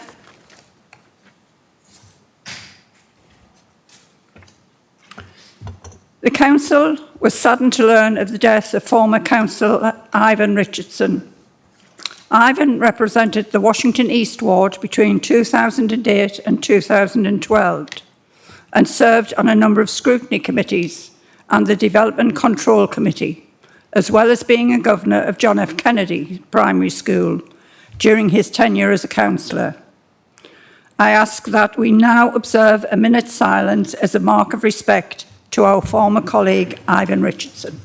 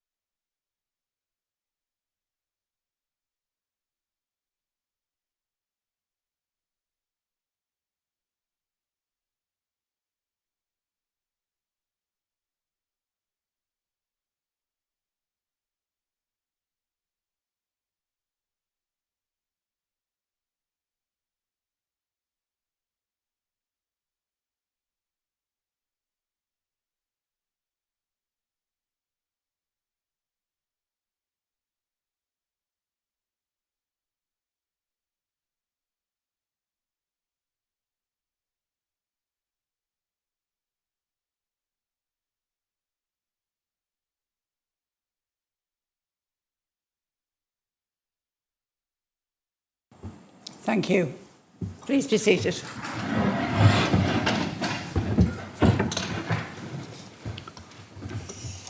I'd like to thank those members who have given notice to their wish to speak. Where notice has been given, the member will be invited to speak at the appropriate time. If any member who hasn't given prior notice wishes to speak at any point during the meeting, they should please raise their hand to indicate and speak when invited to do so. It would also be of assistance if they could state their name. That concludes my announcements. We will now deal with the notice of motion titled Nuisance Motorbikes. I invite Councillor Edgeworth to read and move the motion. Thank you, Madam Mayor. Sunderland City Council notes that it's increasingly common to see motorbikes and quad bikes which do not have a registration plate riding around our area. These motorbikes and quad bikes are often being ridden around parks and open spaces, on pavements and on the public highway. Residents of Sunderland, Houghton, Hetton and Washington are experiencing regular disruption as a result of these motorbikes and quad bikes. And despite some police resources being committed to dealing with the problem, residents are losing faith in the ability of the police to address the problem. Sunderland Council therefore resolves to invite the Cabinet to present an action plan to full Council no later than 31st January 2024, detailing how it will restrict access for motorbikes and quad bikes to our parks and open spaces in problem areas of the city. Ask the Chief Executive to write to the Police and Crime Commissioner to ask that more resources are devoted to addressing the issue of motorbike and quad bike antisocial behaviour in Sunderland, Houghton, Hetton and Washington. Invite the Police and Crime Commissioner to attend a meeting of Sunderland Council and report back on progress being made to address the issue of motorbike and quad bike antisocial behaviour. This will be for a meeting no later than the 31st of January 2024. And to ask the Chief Executive to write to the Home Secretary and ask the Government to ensure local police are equipped with the powers and funding necessary to enable them to tackle motorbike and antisocial behaviour. Thank you, Madam Mayor. Councillor Morrissey, would you like to second the motion? Yep, I'd like to second and reserve the right to speak at the end of the debate, please. Thank you. Councillor Edgeworth. Thank you very much, Madam Mayor. I certainly welcome the response from the Chief Constable and the Commissioner there. And obviously the seventh bullet point of this motion was on about the Commissioner coming to a meeting, and that was written before she'd agreed to do that. So I think that's the danger of these motions rolling over. So perhaps we can amend that or change the date or, come to some agreement. And as clearly set out in the motion, residents really are sick and tired of being plagued by nuisance quads and bikes, particularly on otherwise quiet streets, parks, green spaces. In my area, people in Thorney Close, Grindon, Hastings Hill and North Farm really are fed up to the back teeth of them causing misery for other people, and I know it's happening in all parts of the city, as was evidenced by 3 questions from 3 different parties on the same issue. This is coming up time and time again, and whenever you knock on doors or run a residence survey, this is the top issue for us. I'm sure it's the top issue for everyone from all parties and all parts of the city. And I think local people aren't interested in a blame game. I'm certainly not, and I don't care about taking credit or anything. This is one of those issues that people just want something to be done about. We all want to see those solutions sorted out, but also we need to be honest that it's the type of thing that we're never going to fully eradicate from communities altogether. But having said that, at the moment, people are really despondent and feel like some of the authorities are letting them down. And I genuinely believe that a lot of our residents have lost faith in the willingness of the police to respond to this issue. I appreciate it's not straightforward, but people do say there's never a visible response to off-road motorbikes and quad bikes when they report it. And many people in Sandhill, and I'm sure elsewhere, have stopped reporting altogether because they don't believe it's going to be taken seriously or that anything's going to happen. You regularly get people ringing saying, you know, that a pet or a child is going to get knocked over on the Grindon Sandhill, and that's the only thing that will make the police do anything. And whether or not that's a fair assessment of Northumbria Police's response to the problem, we're now in the situation where this is widely held belief by so many of our residents that all my colleagues represent, and I'm sure from other groups too. So this motion, in the spirit of working together, seeks to engage with the Crime Commissioner, which we've already done a bit of, just to ask the Cabinet to look at what more the Council could do for some of these problem areas where there's repeated access and these motorbikes really are spoiling people's ability and willingness to go and engage in green spaces. And you know, we want to get people out exercising and using our parks and green spaces, and a lot of people are put off because they don't want to be nearly mown down by nuisance motorbikes using that those green spaces, certainly in my ward at Grindon Sandhill and Hastings Hill. And obviously we want to make the government, write to the government as well to let them know that we think we need more power and funding for the police here to tackle this issue. And again, I hope there's some positive news, as the Commissioner was talking about.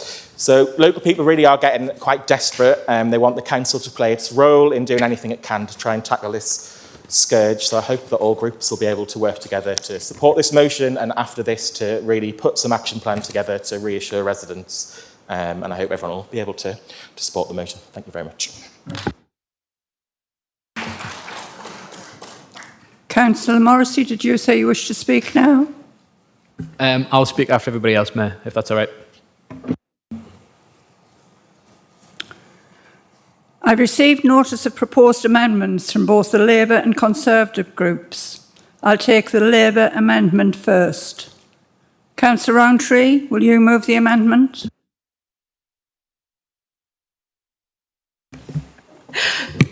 Sorry, Mayor, I didn't realise that I was moving the amendment. It would have been helpful if I was informed. So is this it here? Yeah. So delete to present an action plan to full council no later than the 31st of January 2024, and add within 6 months bring forward an action plan. After, how it will add work with partners to replace opens with open. Remove invite and add thank. Remove to attend ere and replace with for attending hour. Remove to report back and replace with and reporting back. Delete this invite will be for a meeting which will take place no later than the 31st of January 2024. It is increasingly common to see motorbikes and quad bikes, so this is how it would read as follows. Quad bikes which do have a registration plate riding around our area. These motorbikes and quad bikes are often being ridden around our parks and open spaces, on pavements and on the public highway. Residents of Sunderland, Houghton, Hetton and Washington are experiencing regular disruption as a result of these motorbikes and quad bikes.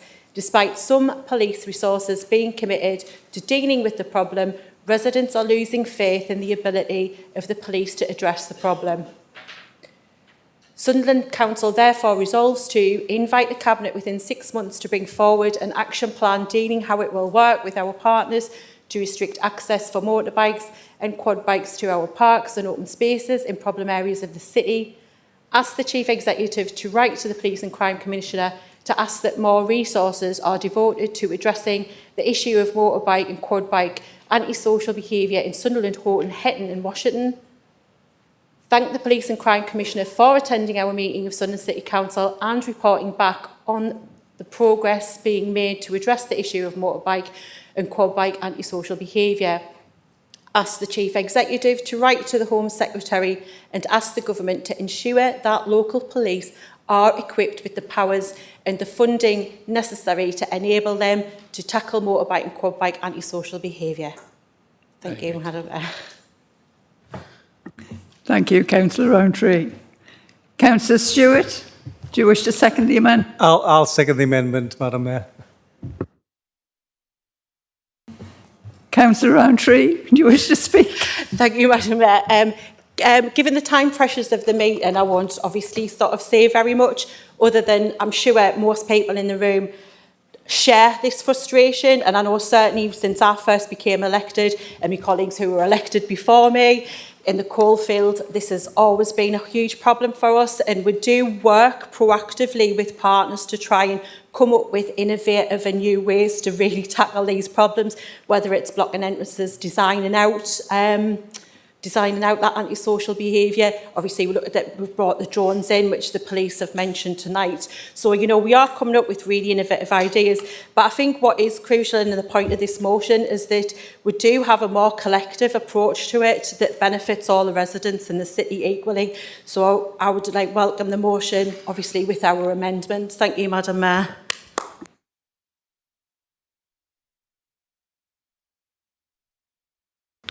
Sorry, Councillor Stewart, did you say you wish to speak? Thank you, Madam Mayor. And just in relation to the amendments proposed, I think it was important, and I think it's been recognised that we needed to amend one of the bullet points in relation to the Police Commissioner. Really thank her for attending the meeting. And to be fair, I think we had quite a lot of positives come out of what the Commissioner and the Chief Constable. And I think also in relation to the amendment, it was just really to ensure that Cabinet are clear in relation to expectations of bringing forward an action plan within 6 months. I'm sure that there's general agreement amongst everybody in this room that it's important to have an action plan. It's also important to ensure that partners play their role in that, because we cannot achieve all of this as a council. We cannot achieve all this as a police force. It needs to be joint working throughout. And finally, the only other point I'd make is that let's see what happens when the Chief Executive, who's clearly got a lot of letters to write with regards to some of these motions, let's see what answer he gets back from the Home Secretary. It'll be interesting to see anyway. Thank you, Madam Mayor. Does anyone wish to speak on the amendment?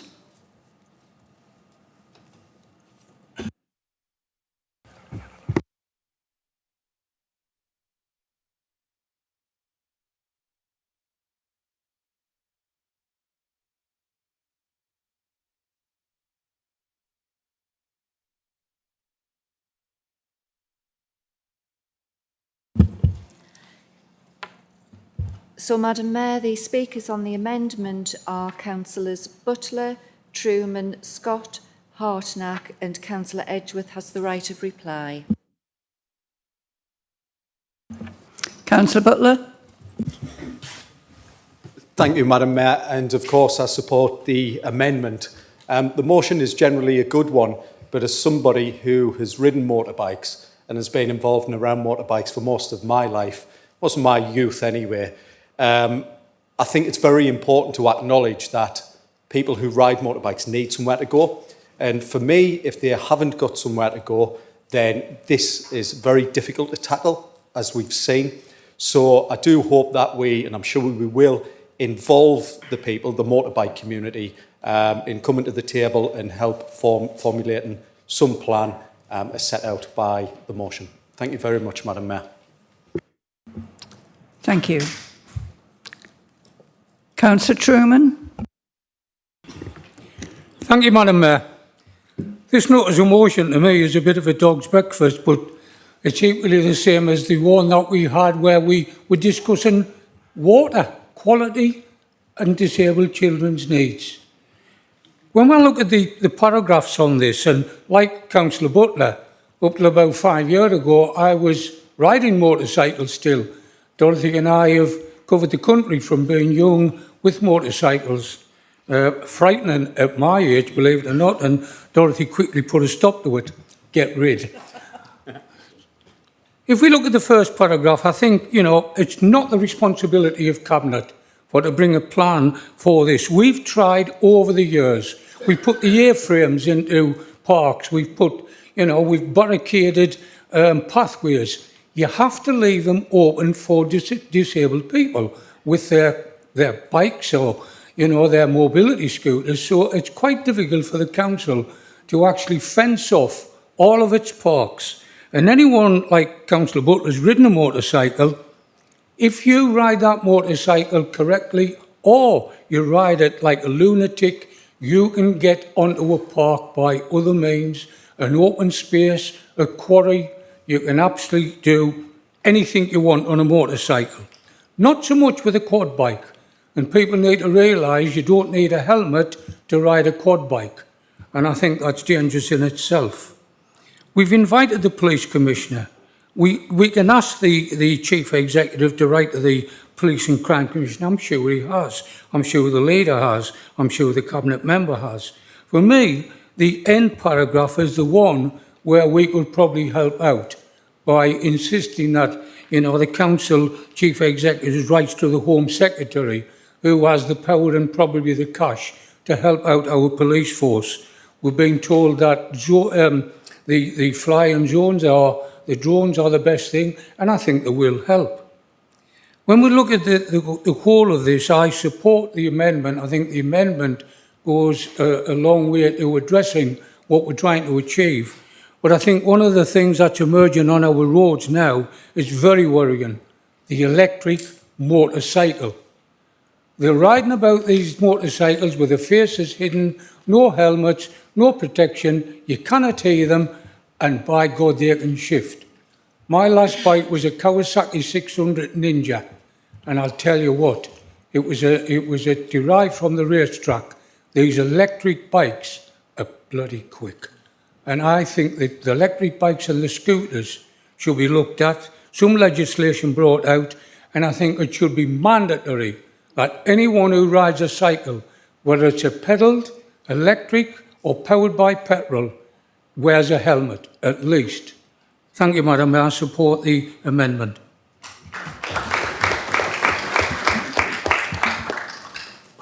Thank you. Councillor Scott? Thank you, Madam Mayor. I will keep this very brief. I broadly support the sentiment of the motion and I'll be backing the amendment. Councillor Rowntree has clearly alluded to the fact that the Council are currently doing and taking certain measures alongside Northumbria Police and partners. We'll look at my own ward, in particular the introduction of boulders has seen a reduction in motorcycles being using the Elmore Park, and we are quite clearly a ward that is a vast of green space. And this is more a plea at this point to our residents and to all councillors within the room, that our residents are telling us that they are stopping reporting things. Please try to encourage them to report these things going forward. It's quite clear that data will lead to intelligence, and that onward intelligence can lead to things like arrests, can result in action being taken. And I'm certainly looking forward to hearing of the updates that the Police and Crime Commissioner and the Chief Constable have so happily gave us today, and seeing that come to fruition. Thank you very much. Councillor Hartnack. Thank you, Madam Mayor. We applaud both the motion and the amendments to the motion. And if, Madam Mayor, we will withdraw our amendment, it is very similar to that which has been presented by Labour, so it should save some time. I think we're all singing from the same song sheet in relation to this.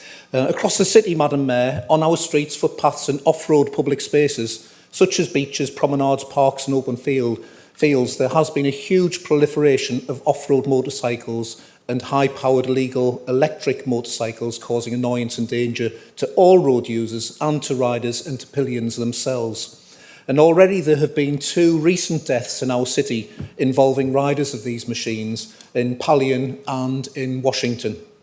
Not a day goes by without me seeing these machines being illegally used, and only last week I saw 3 lads on one such illegal machine riding at speed in the Fulwell area, jumping red lights, gesticulating to legitimate road users. That's the type of behaviour. It's not just the fact that they are riding illegally, but they are also causing quite significant antisocial behaviour as well.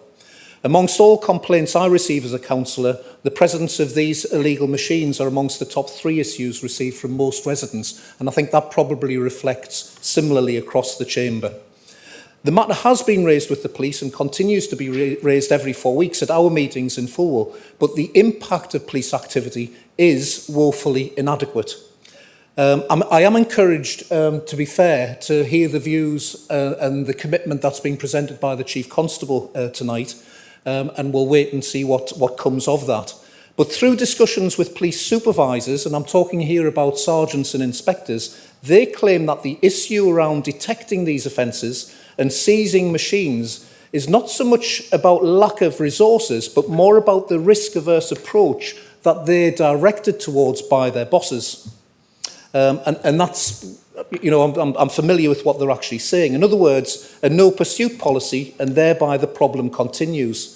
Not helped, of course, by some junior police officers who are sympathetic to those who break the law by suggesting quite openly, in some instances, that some of our housing estates, young people using off-road motorcycles on the streets is a cultural issue, and to tackle the issue would alienate the police from the public. And that's quite common in some of the discussions that are actually had. This rhetoric was also highlighted by the Police and Crime Commissioner at a public meeting on the issue held recently at Red House Community Centre, where I attended, and where she made no friends amongst the high number of attendees, all complaining about illegal off-road motorcycles being used predominantly by young people. And there have been some successes by way of police operations where they've utilised the drone, which was purchased for the police by this council, but the overall impact and deterrent effect is not being felt currently. The Police and Crime Commissioner, following consultation with the public, does have a 2021-25 published policing plan with 6 key priorities, 3 of which cover the use of these machines, in public spaces, namely tackling antisocial behaviour, reducing crime. Let's face it, a lot of these motorcycles are actually stolen, and of course they're committing criminal offences because they've got no insurance, no MOT, and they're not driving with licences largely. And also prioritising neighbourhood policing. The motion and its amendment does suggest that additional powers are needed by the police to tackle this issue. The powers are already there, only Northumbria Police to date haven't fully utilised them, which has already been said. And to detect these crimes and serious acts of antisocial behaviour are essential. It's got to be done. But unlike other forces such as Nottinghamshire, Leicestershire and Lincolnshire, who have all taken firm proactive action to deal with these people and have largely succeeded. So I think there's some lessons to be learned by the police in relation to what's happening elsewhere in the country and how they are succeeding in dealing with this problem. I've mentioned that Sunderland Council paid for the drone used by Northumbria Police as they requested it of us. Perhaps we should be making the police accountable for its use and what they've actually achieved. There has been one operation that I'm aware of on Fulwell Ward where there was some quite significant success with the seizure of a couple of motorcycles and the prosecution of one of the offenders, which is positive. But moving forward, I think it's one of the things that we should be asking of the police to update council on in relation to specific operations in each of the ward areas. The Conservative group will be supporting the amendment. Thank you, Madam Mayor.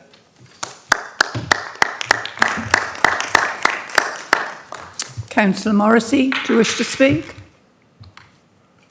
Yeah, Mayor Sunderland, I'll keep this fairly short. I'd like to thank everybody for their constructive contributions to the debate. I'd like to thank Alison Smith and Sam Johnston for raising similar issues with the Police and Crime Commissioner, demonstrating that this is really a cross-party issue and one that the Council can work together on. I'm glad that the tenor of the debate has been a little bit different to the first one of this evening.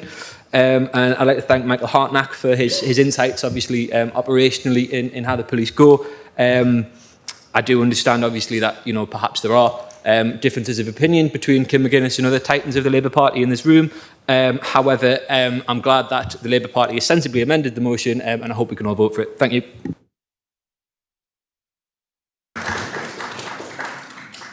Councillor Edgeworth. Thank you very much. Yeah, just to echo Kieran Morrissey's points there about the tone of the debate, and we're very, very happy to accept the amendment and grateful for everyone's support. I think Harry Truman's a bit naive if he thinks he's going to get a positive answer from Cruella Braverman in response to that letter. I don't think that's the most crucial bit of this motion. I think we know what's going to come, sadly.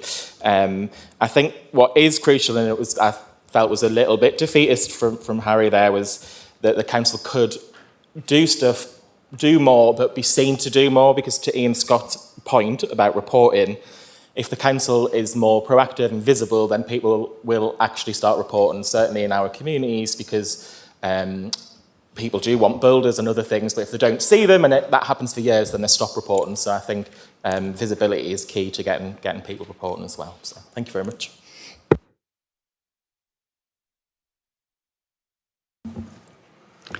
Can we take a vote on the amendment?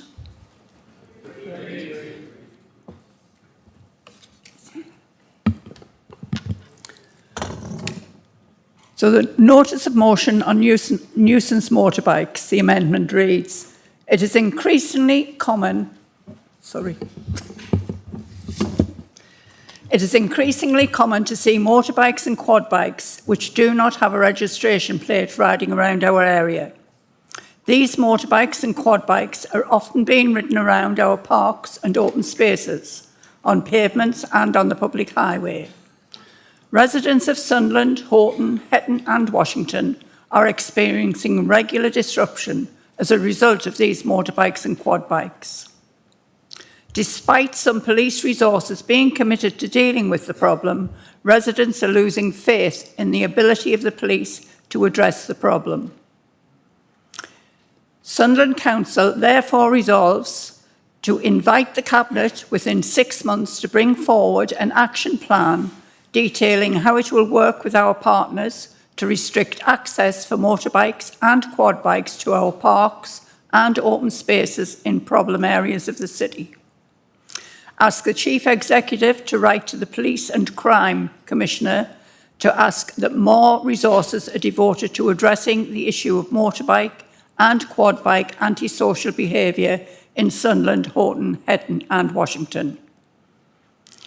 Thank the Police and Crime Commissioner for attending our meeting of Sunderland City Council and reporting back on the progress being made to address the issue of motorbike and quad bike antisocial behaviour. Ask the Chief Executive to write to the Home Secretary and ask the Government to ensure that local police are equipped with the powers and the funding necessary to enable them to tackle motorbike and quad bike antisocial behaviour. Is that agreed? Agreed. Thank you. We'll now deal with the notice of motion titled School Crossing Patrols. I invite Councillor Peacock to read and move the motion. Thank you, Madam Mayor. Sunderland City Council has failed to recruit a sufficient number of school crossing patrol wardens to meet the needs of local children and parents. Notwithstanding the length of time to acquire the DBS checks at the enhanced level, Council notes that the role, pro rata, term time and limited hours will only appeal to a small number of people, and coupled with this, the Council's recruitment process has been overly complicated for the role, with application packs spanning tens of pages. Creative ways of addressing the problem are required. The Council therefore resolves to address this by asking the Chief Executive to explore options and to report to the HR Committee. To create, over time, new full-time parking enforcement staff, whose role will also include undertaking school crossing patrols during term time to work alongside, but not to replace, existing crossing patrol staff. When not undertaking crossing patrols, these staff members will then undertake enforcement work relating to parking. To consider the possibility of seconding existing members of staff, especially those with enhanced DBS checks, to undertake one crossing patrol per week as part of their existing role as a short-term solution to fill gaps whilst full-time staff are recruited. Council also notes that there is a greater necessity to pay a market supplement premium to existing crossing patrol staff to maintain their services rather than to chief officers. Thank you, Madam Mayor.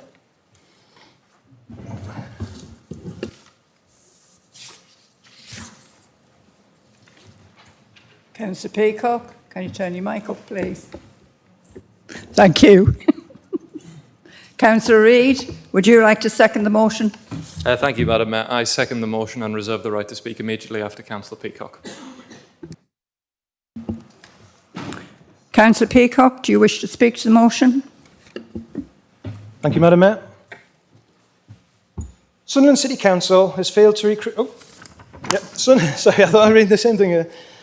Sunderland City Council has failed to recruit a sufficient number of school crossing patrol wardens to meet the needs of local children and parents. I checked the council website this afternoon and discovered there are still currently 27 vacant posts. These wardens are a critical element of getting our children safely to and from school. We've spoken recently of the increased traffic on the roads, particularly around school drop-off and pick-up times. Not only are there more vehicles on the road, but we've also highlighted the dangers of inconsiderate parents parking for extended periods as close as possible to the school entrances. This further exacerbates the safety issue for children who have to cross very busy roads at peak traffic times. So, Madam Mayor, why have we brought this motion to Council? Well, when we consider the lack of successful applications to the post, it's hard to see why the majority of people would apply for the job. The post requires staff to be present twice a day, 5 days a week, throughout term times, and this leaves little time free to complete most daily tasks between duties, such as health and dental appointments, shopping, etc. It also means employees have to take holidays in school holiday periods, which, as we know, are the most expensive times of the year to book any sort of holiday, whether domestic or international. And this brings us to the salary, which is currently advertised as £10.90 to £10.98 per hour. The job is part-time and term time, so this results in a pro-rata salary that is very low. This will clearly have an effect on the disposable income a staff member can expect after paying their bills, so not exactly an incentive to apply for the position. Wouldn't you agree? However, should an individual be tempted by this exciting prospect of working difficult hours for a low salary, they're then faced with an overly complicated application process. I'm told the application pack is over 10 pages long, which I think we can all agree sounds excessive for the role. Yes, the applicant will require training, and yes, we need to ensure applicants are suitable for the role, but do we really need a prospective recruit to sit through 10 pages of an application form and then still feel excited about applying? But the best is yet to come, Madam Mayor. As the wardens will be in close proximity to young children, they will, once they've completed the gruelling application process and assessment process, then have to apply for a clean DBS check. This appears to be the stage that a lot of applications fail. Anyone who's recently had to apply for a DBS check knows that it can take weeks and even months to come back. So what we have is an overly complicated application process, a drawn-out assessment process, and finally an automated block to some applicants who made it all the way through to that stage. All the while, nobody is helping the children to stop the traffic on the roads outside of these primary schools. Madam Mayor, this motion sets out suggestions that myself and Sunderland Conservative Group feel will help to rectify the situation both in the short term and longer term. We ask that the Chief Executive explores the possibility of creating a full-time post for school crossing patrol wardens, which encompasses further duties such as parking enforcement, for example, in order to increase the overall salary. This, in turn, will make the role more viable to a greater section of applicants. The motion clearly sets out that this need to replace this need not replace existing staff in their contracts, but will be implemented alongside those current staff. However, this could also provide an opportunity to include a market supplement premium to existing patrol staff to maintain their services rather than to the chief officers of the council, for example. In the short term, we also ask that the Chief Executive considers the possibility of seconding existing members of staff, particularly those with existing DBS checks, to undertake one crossing patrol per week as part of their existing role as a short-term solution to fill the gaps while full-time staff are recruited.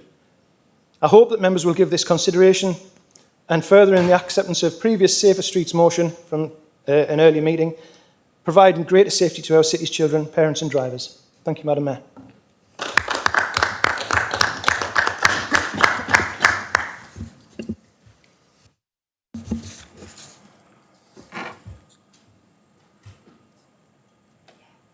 Councillor Reid.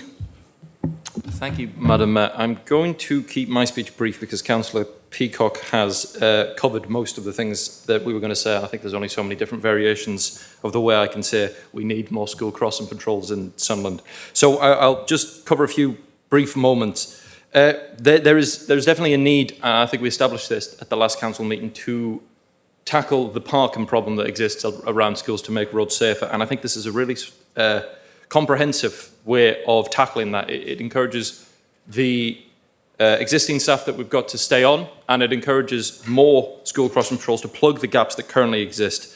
I don't think there's anyone in this room that would probably argue that school crossing patrols aren't a vital part of community life and safety in our wards for school children. So I think I'll draw a close there, Madam Mayor. I think I covered everything. Thank you.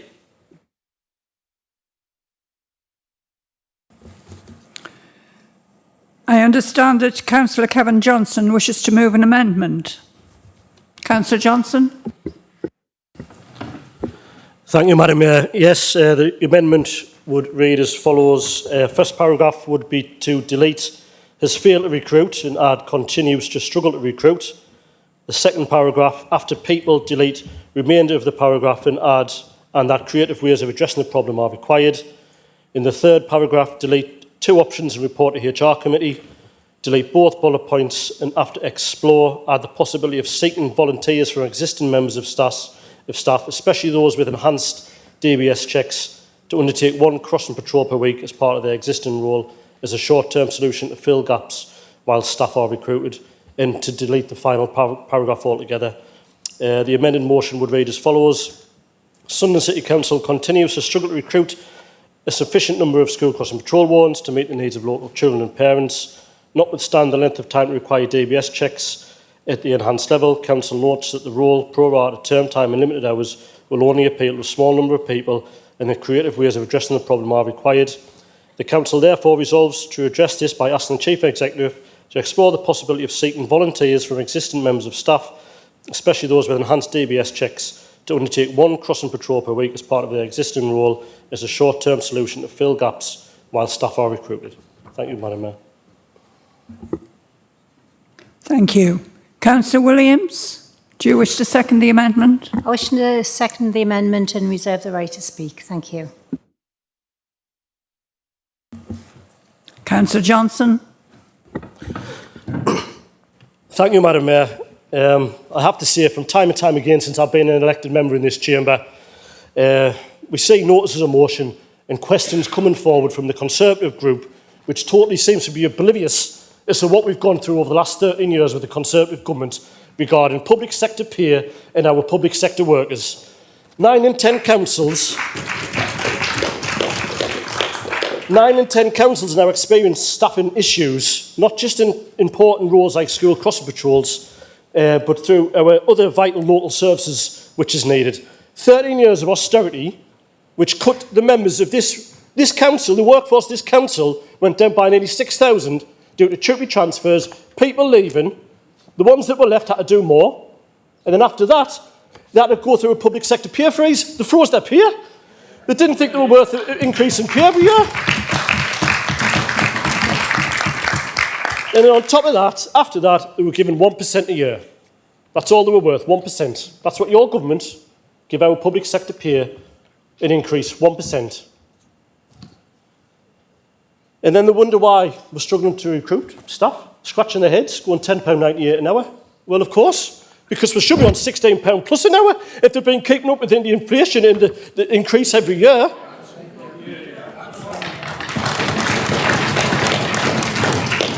I mean, we've already had all the strikes in the summer. It's not just public sector council workers, it's all our teachers, nurses are leaving the professions because they're not getting paid enough, and it's getting harder and harder to recruit and retain staff. The Conservatives really have broken Britain. And what do they want to do? Bring in anti-strike laws? Well, that's the solution, bring in anti-strike laws. This may work politically for you with your populist sort of front that you've put on, but we need to pay, public sector pay needs to attract and motivate the required staff that we need to run services. And we're not going to get that with the Conservative government and Richie Sunak as Prime Minister, who was even boasting when he had his little garden party that he changed the funding formulas to take away money from deprived areas and councils to give it to the rich ones down south.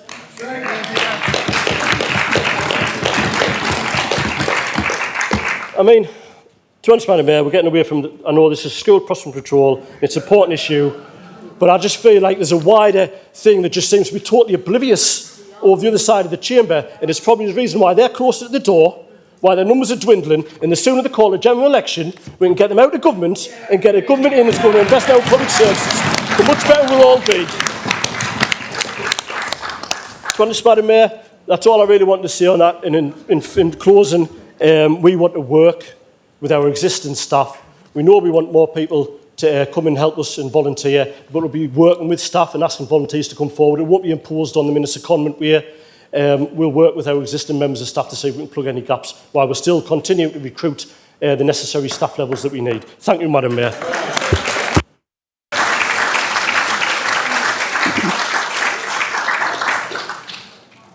Councillor Williams, do you wish to speak? Just very quickly, Madam Mayor, absolutely concur with what my colleagues said here. The one thing I would like to bring up is the issue here is about individual responsibility. People choose to park badly, choose to drive badly, choose to put people in the way of harm. These people need to be dealt with. We'll talk about peer pressure among teenagers. Let's have a bit peer pressure among parents who are taking their children along to school. Absolutely concur that we can't direct staff and we need to be looking for volunteers. And it's a really challenging job because I've been there, seen some of these attendants just get verbally abused by parents who are intent on virtually driving their child into their classroom. I support the amendment, Madam Mayor. Thank you.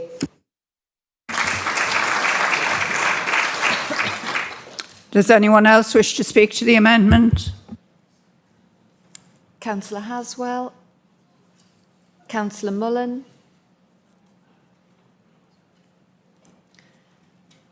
So, Madam Mayor, the speakers on the amendment are Councillors Haswell, Mullen, and there is a right of reply to Councillor Peacock. Councillor Haswell. Thank you, Madam Mayor. The Liberal Democrats have been raising the concerns about the vacancies within school crossing patrols for several years now. I petitioned 3-4 years ago for a particular gap in my ward outside of Highfield Academy.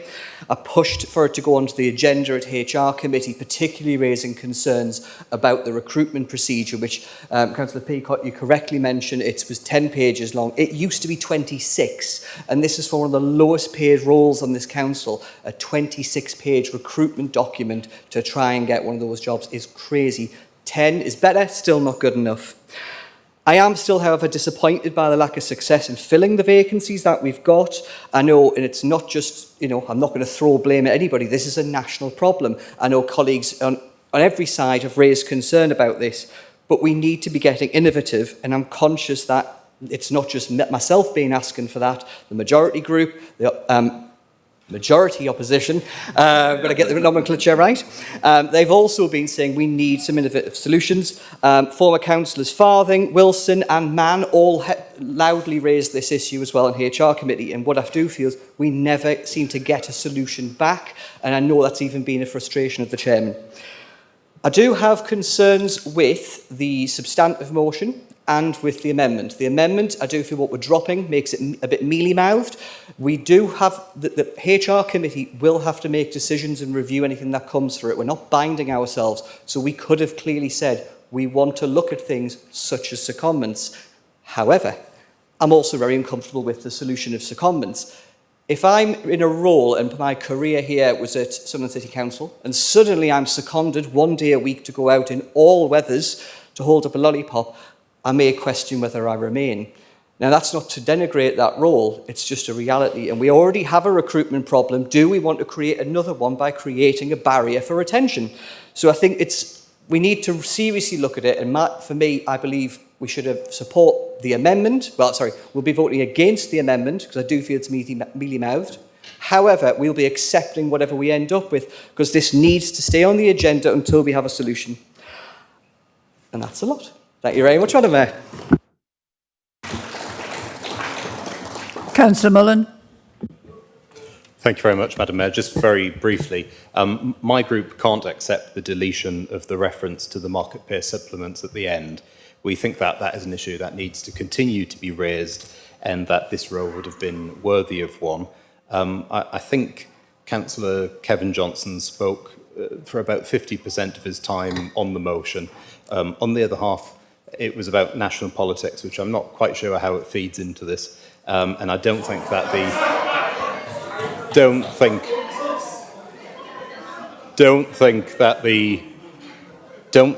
the forthcoming Labour government, if there is one, will be as left-wing as he implies.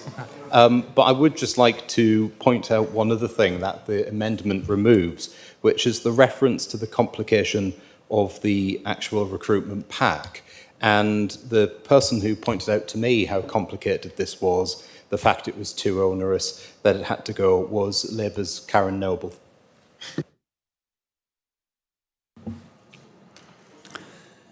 Councillor Peacock. Thank you, Madam Mayor. As everybody else, I'll keep it quite brief. I think some of the issues have been addressed.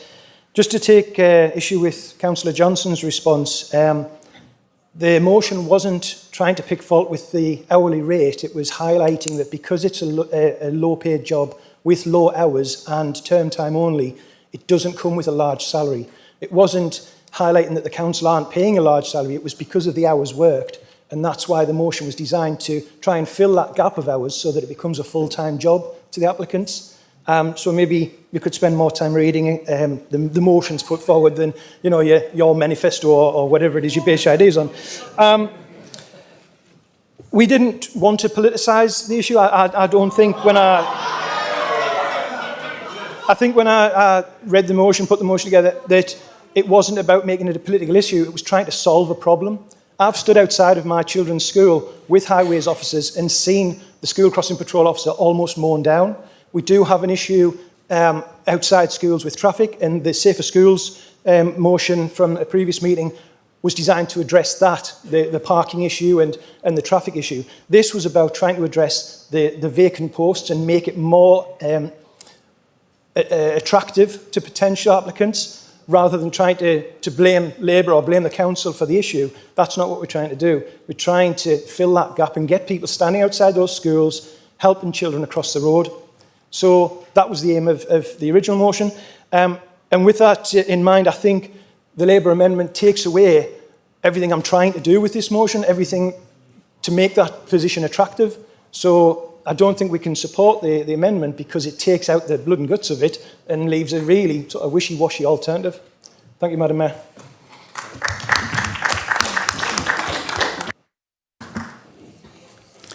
Thank you. We're going to take a vote on the amendment. I take it we want an electronic vote. Thank you, Madam Mayor. If the officer could confirm when the vote's ready, please.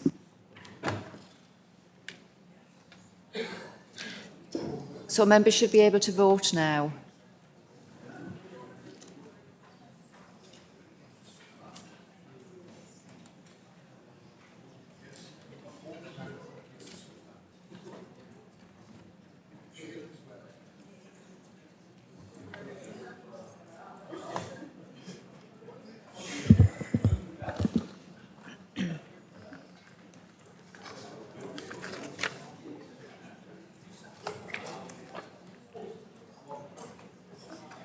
So members, the vote will be closing shortly. And could we close the vote now, please?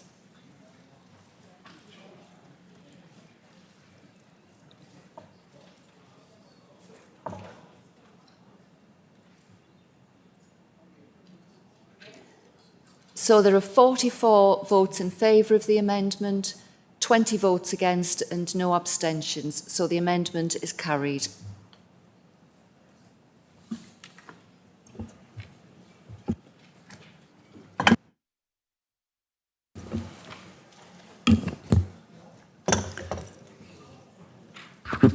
The notice of motion, School Crossing Patrols Amendment. Sunderland City Council continues to struggle to recruit a sufficient number of school crossing patrol wardens to meet the needs of local children and parents. Notwithstanding the length of time to acquire DBS checks at the enhanced level, Council notes that the role, pro rata, term time and limited hours will only appeal to a small number of people, and the creative ways of addressing the problem are required.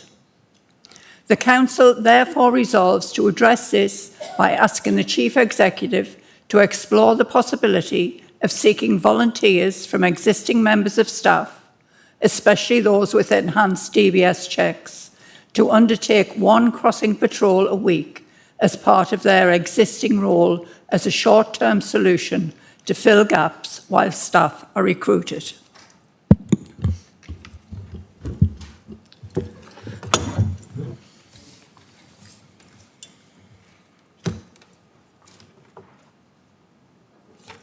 Is that agreed? Agreed. Thank you.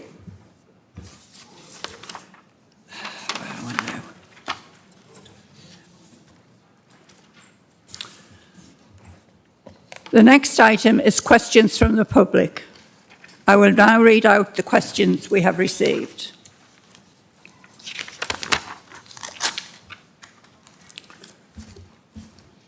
This is from Stephen Cuthbert, a resident of Sunderland, and he has submitted the following question. Working on up-to-date figures 2023, can the leader please tell the city exactly how much the City Hall, the Beam, Maker and Faber, car park and Vaux development is going to cost the taxpayers over the next 35 years? And what return will we be getting?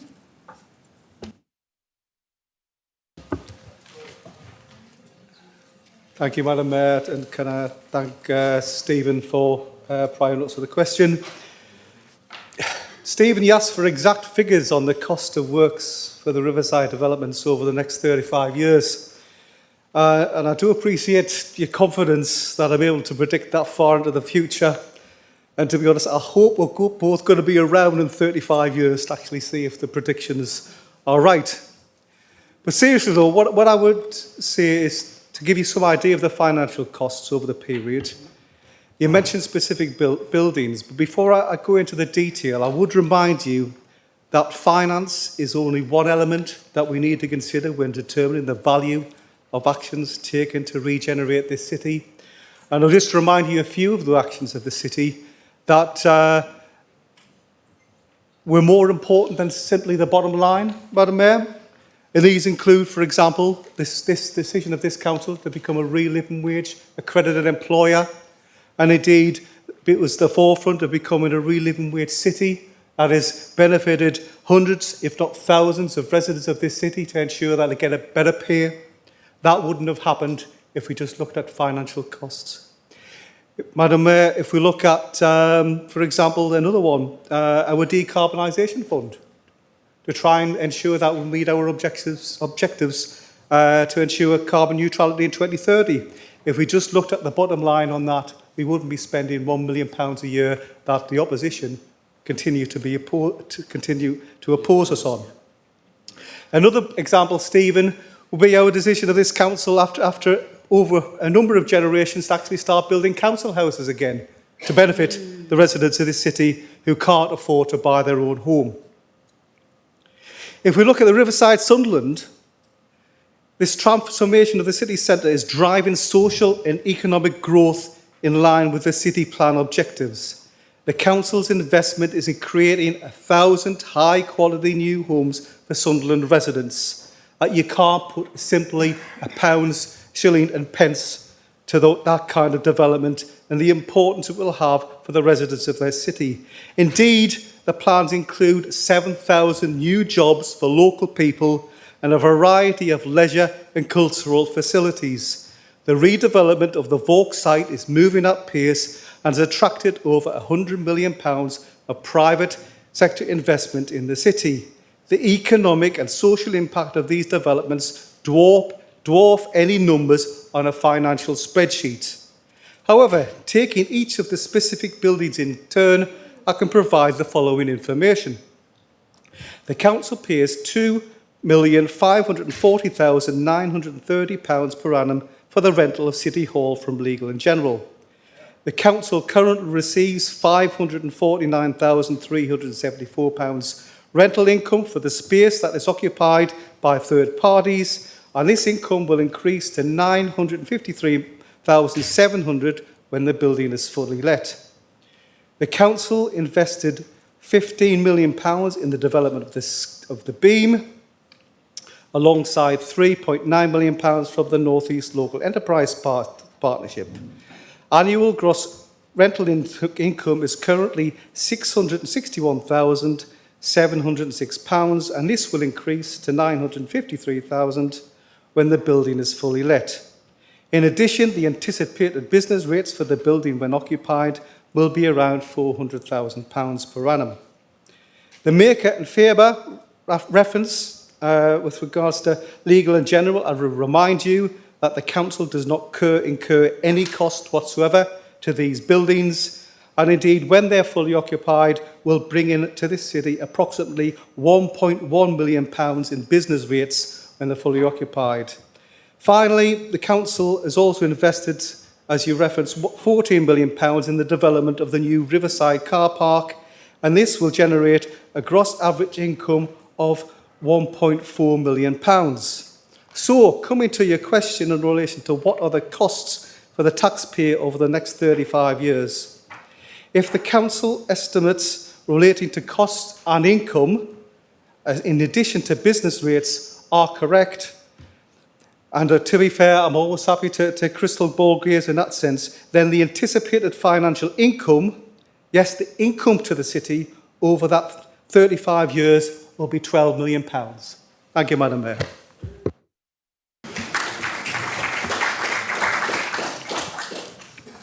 The next question is from John Cuthbertson, a resident of Sunderland. Can the council leader tell Sunderland taxpayers how much public money, time and council resources are being used to hunt down Dear George? And the leader will answer. Thank you very much, Madam Mayor. Council resources are not being used to hunt down anyone, especially Dear George, who we just don't find that interesting. Thank you, Madam Mayor.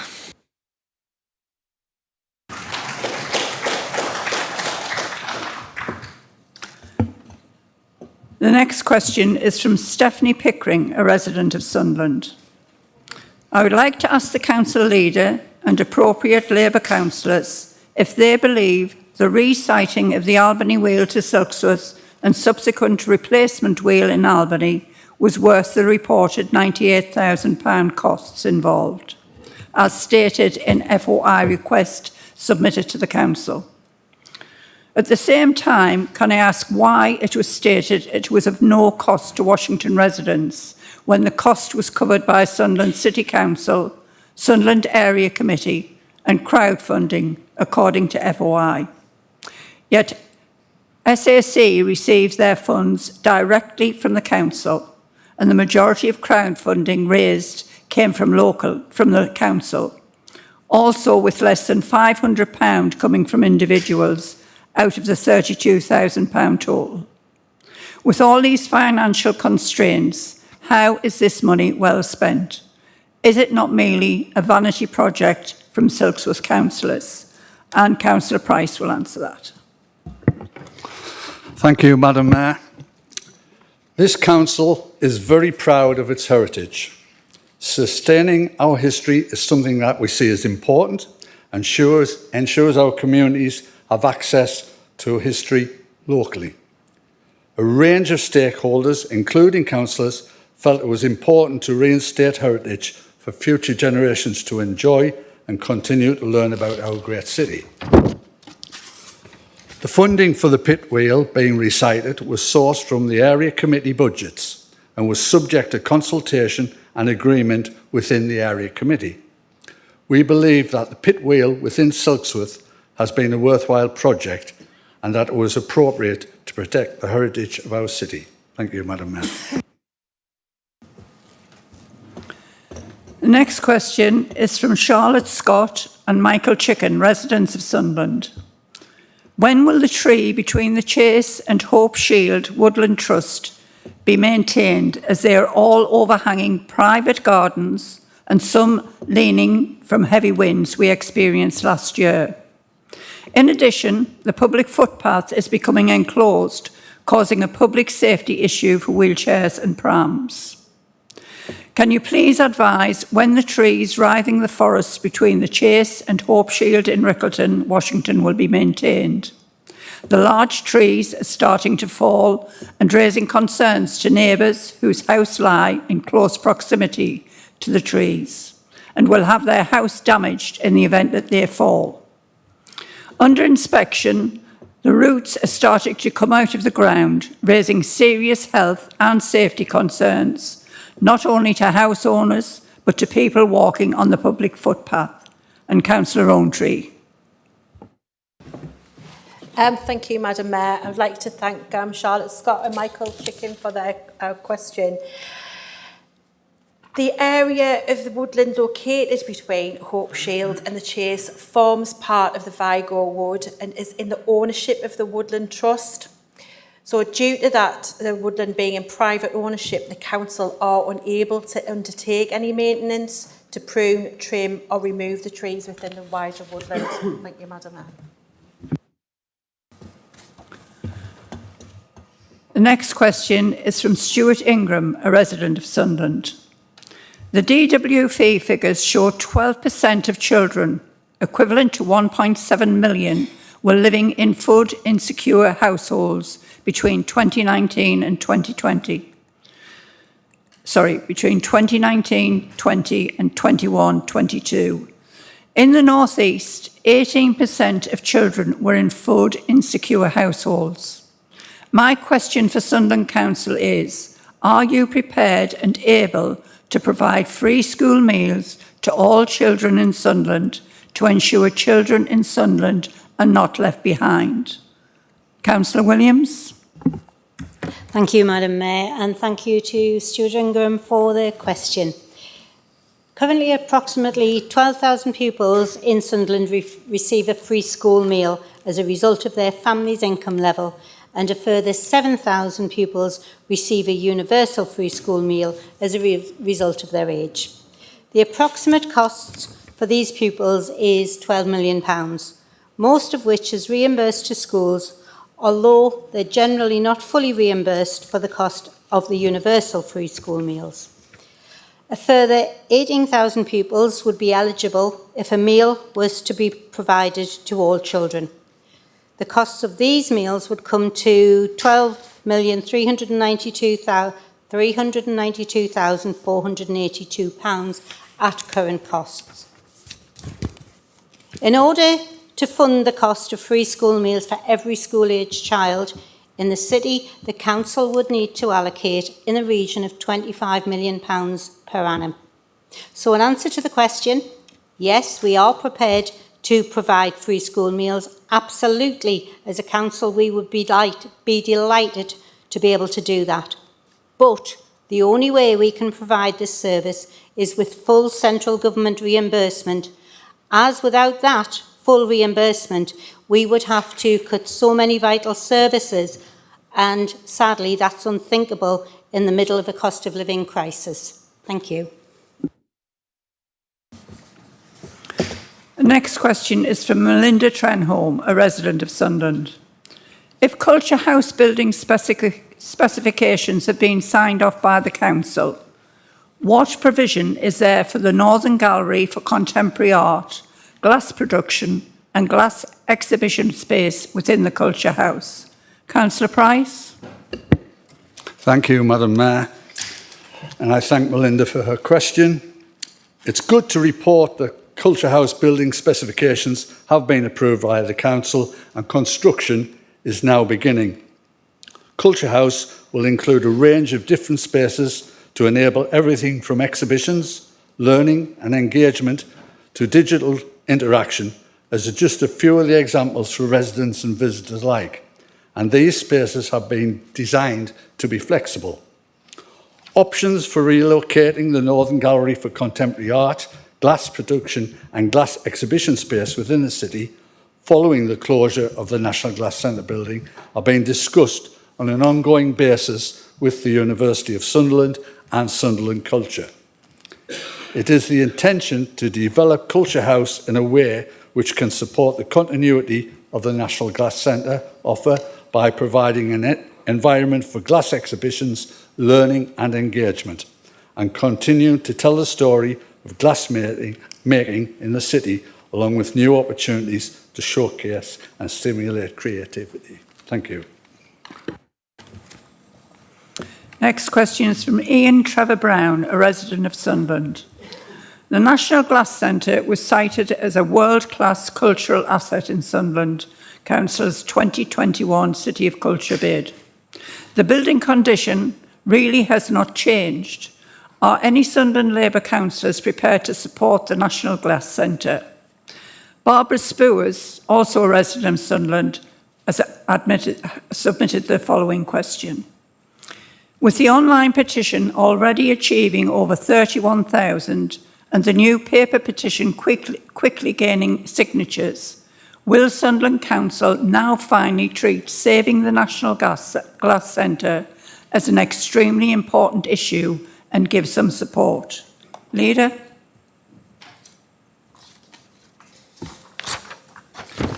Thank you, Madam Mayor, and thank you to Ian and Barbara for their questions.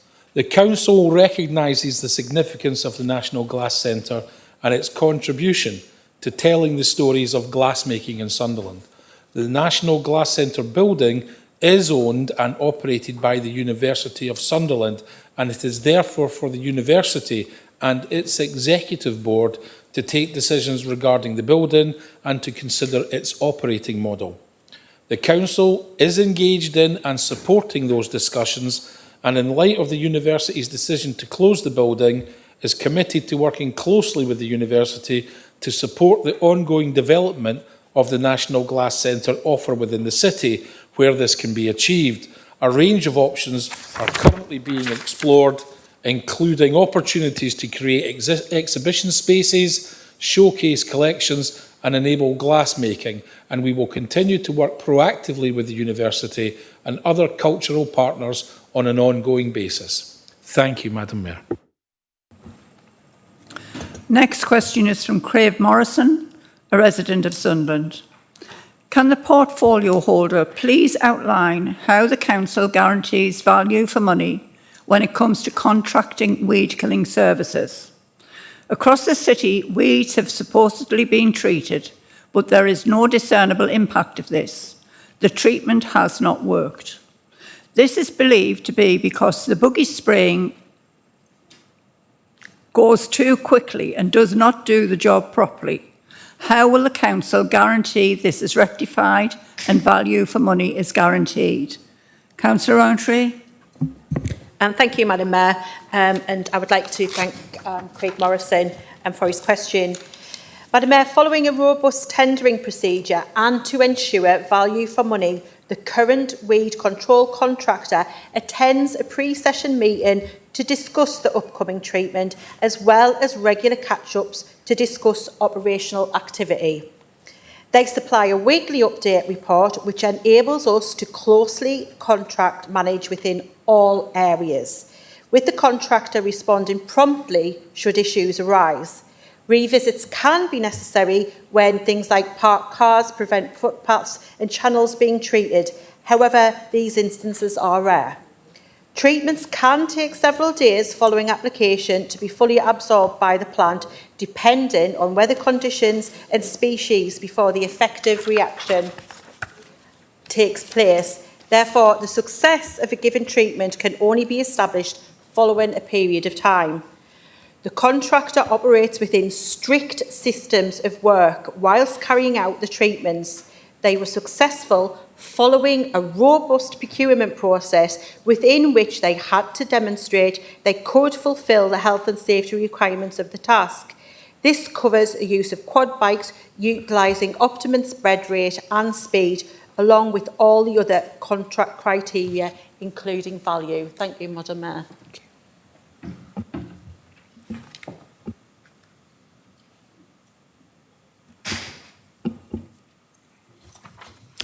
The next question is from Peter Noble, a resident of Sunderland. The main sign at the entrance to Washington from the west is dirty and falling apart. The trees and bushes on this main entrance to our town are overgrown with weeds 4 feet high. Can the leader explain why he doesn't take any pride in our town as one of the main entrances into it is left decrepit and run down. Councillor Rowntree. Thank you, Madam Mayor, and thank you to Peter Noble for his question. I would just firstly like to respond by I do really wish to assure Peter Noble that the leader and the rest of this group do indeed take huge pride in this city. So that we can be assured of, absolutely, Madam Mayor. But in terms of the substantive question, the area to the west of Washington leading from the A1 to the A182 and the length of the A182 has been impacted by the works for bridge repairs, and not all of the cutting back was able to be undertaken during this planned springtime maintenance. Now that the bridge works are complete, the maintenance of these locations is planned to be undertaken in line with the planned autumn programme. Thank you, Madam Mayor. Next question is from Pan Mann, a resident of Sunderland. Vital overnight short break respite care commissioned by Together for Children at Grace House is to cease in November.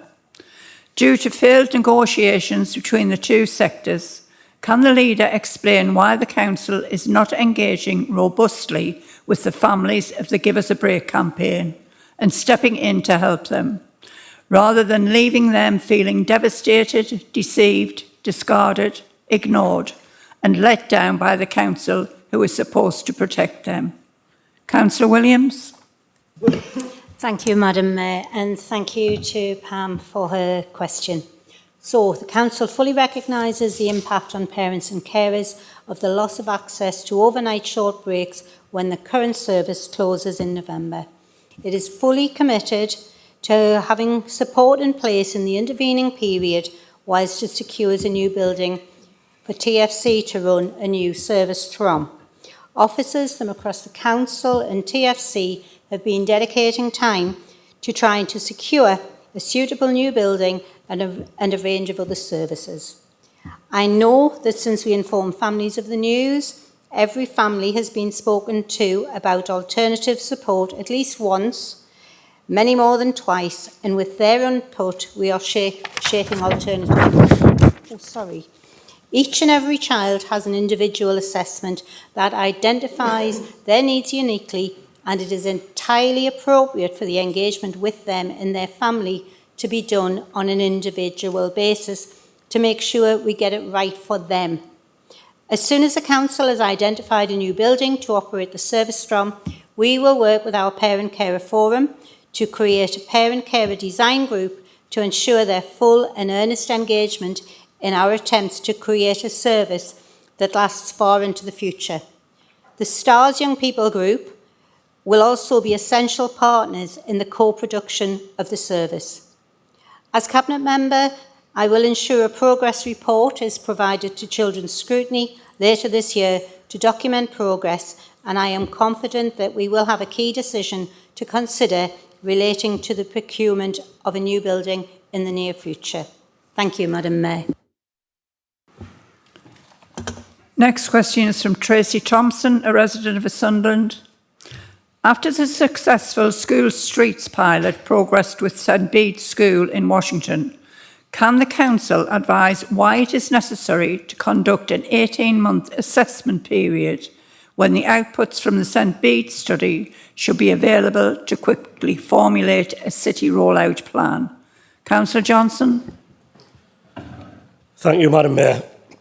The pilot scheme was introduced on an experimental basis for 18 months, allowing the Council to consider the benefits and wider impact on the local community. For the first 6 months, Council officers were on site during the hours of operation, complementing the permanent signs with cones and temporary sign to physically close the road to motor vehicles. This period was used to give parents and carers an opportunity to understand the restrictions and ensure only eligible vehicles were allowed through. Following a bending period, the number of physical closures was then reduced so that the permanent signs were the only physical features on site, warning motorists of the school street restriction. Officers visit the site to monitor the behaviour of motorists with no physical presence, preventing them from accessing Hampshire Place. Although there were some breaches, the majority of motorists continue to adhere to the restrictions.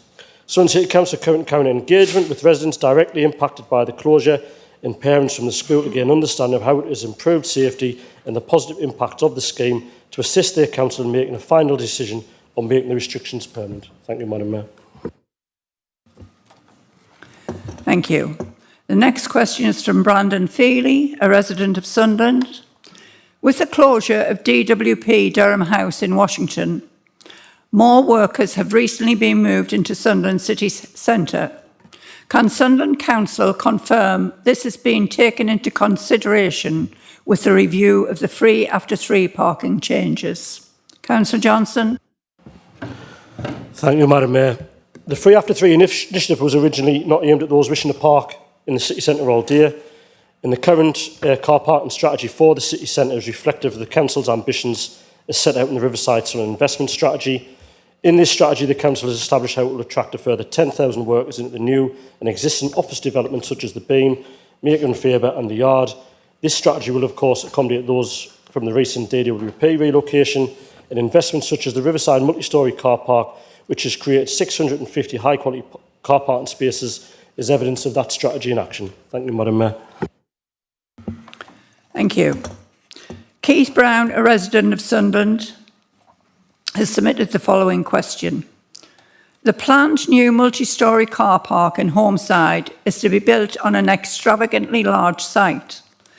Situated so close to the museum and Winter Gardens, it is a frivolous use of space within Sunderland's cultural centre. It is an ideal place for the new National Glass Centre. A very small area could have reinforced concrete foundations for furnaces. All other departments could easily be accommodated within a portion of this enormous footprint. The car park and entire area would be massively enhanced. The council's intention to regenerate Homeside with 265 new homes for several hundred people arriving just around the corner, increasing the cultural demand. Why has this simple solution not been considered by Sunderland Council? Councillor Johnson. Thank you, Madam Mayor. The National Glass Centre is owned and operated by Sunderland University, who are currently exploring options for the facility. To date, the council has not been asked by the university to explore the delivery of a new National Glass Centre. Therefore, this has not been considered for this or any other site. Thank you, Madam Mayor. Thank you. Being conscious of the time, and we do have a lot to go through tonight, would members of the council who have submitted questions be acceptable to get written answers, written responses, rather than carrying on with them tonight, and we can go on to the reports? No. Then we'll have to go to the vote because time is ticking. If the opposition wish to go through the questions, I'm fine with that. If they want to waste the time of this meeting, we'll just have it noted that it was them that did that, because we're running out of time and we should be doing business reports. You're quite correct. Are you sure you want that, Councillor Mullen?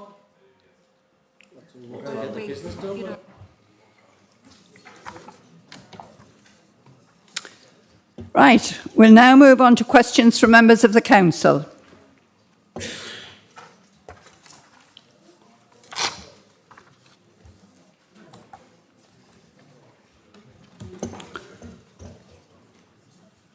Councillor Miller, are we carrying on with the questions, or?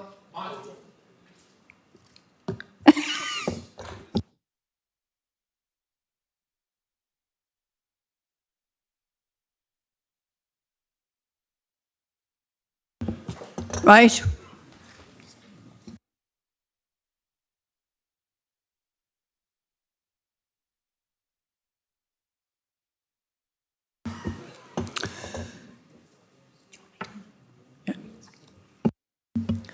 Through you, Madam Mayor, a procedural vote motion would be required to vary the order of proceedings so that the business reports are dealt with prior to the questions from members. So that would need to be moved, seconded, and then it would be put to the vote. I so move, Madam Mayor. Thank you for the wording, City Solicitor.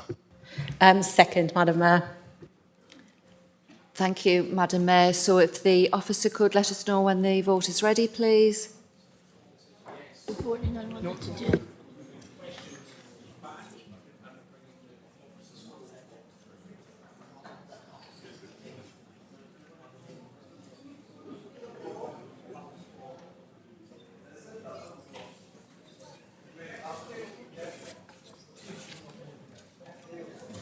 Point of order, Madam Mayor. Sorry? Yeah, I've got a problem with one of the batteries here as well, if we could get one changed, please.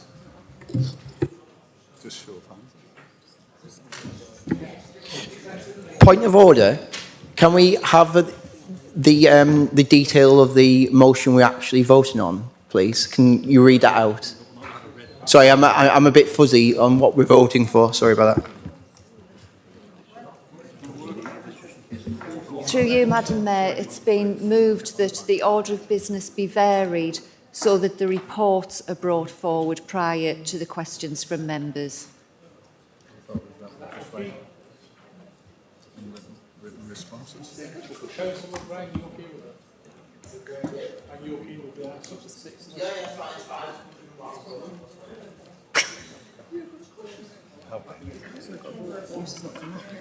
Definitely, we're green.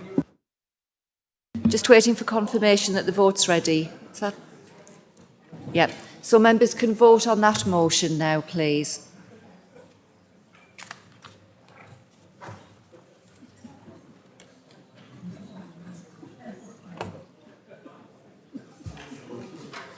So I vote against. You've put the mic on. Mic's on. So we'll get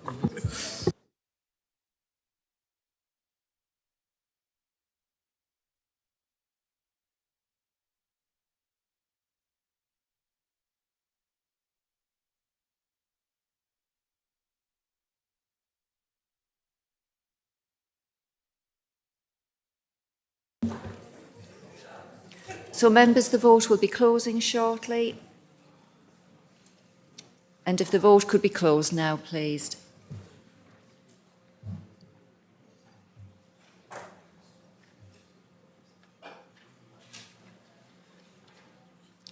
So there are 44 votes in favour and 21 against, so the motion is carried.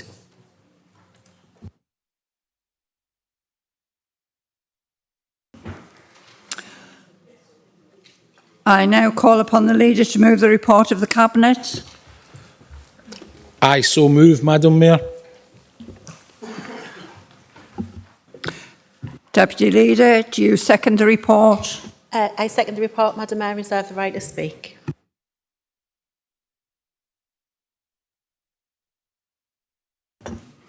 Leader, would you like to speak to the report?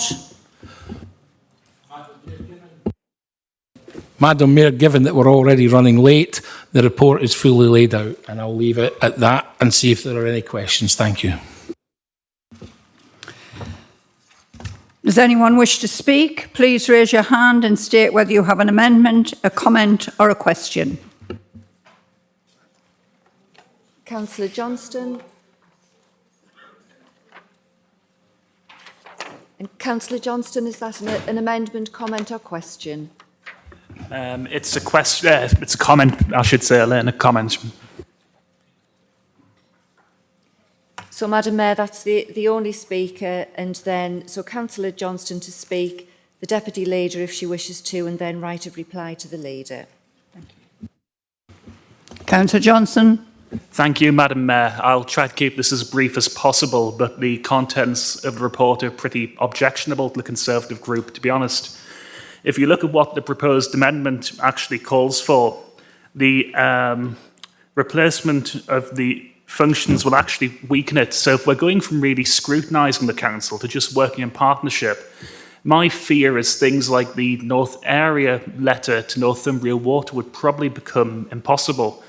And I fear these measures are being introduced almost to punish committees like the North Area Committee, which have really used the full extent of their role to scrutinise the council and partners and basically say, play nice, or you're not going to do anything at all.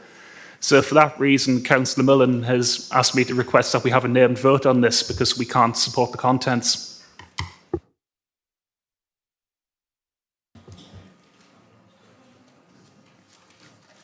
Deputy Leader, do you wish to speak? I don't agree with the comments from the leader. I think we should move on with business.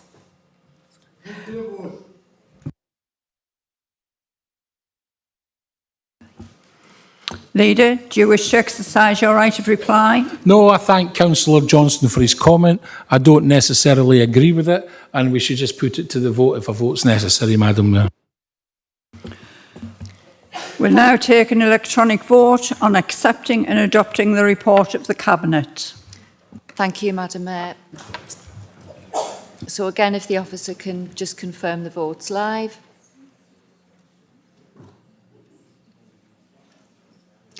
So members can vote now.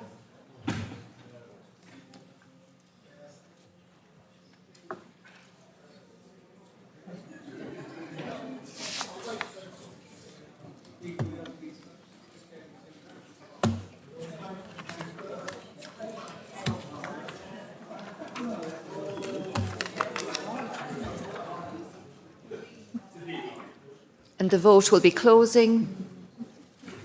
And so can the vote be closed now?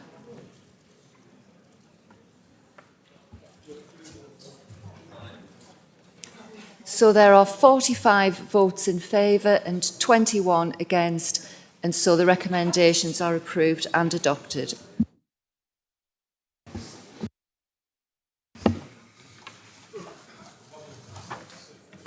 Thank you.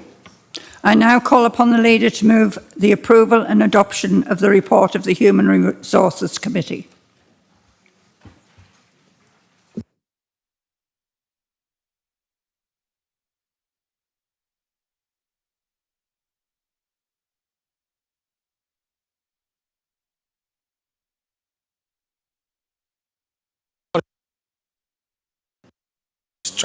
Just try to get the microphone to work.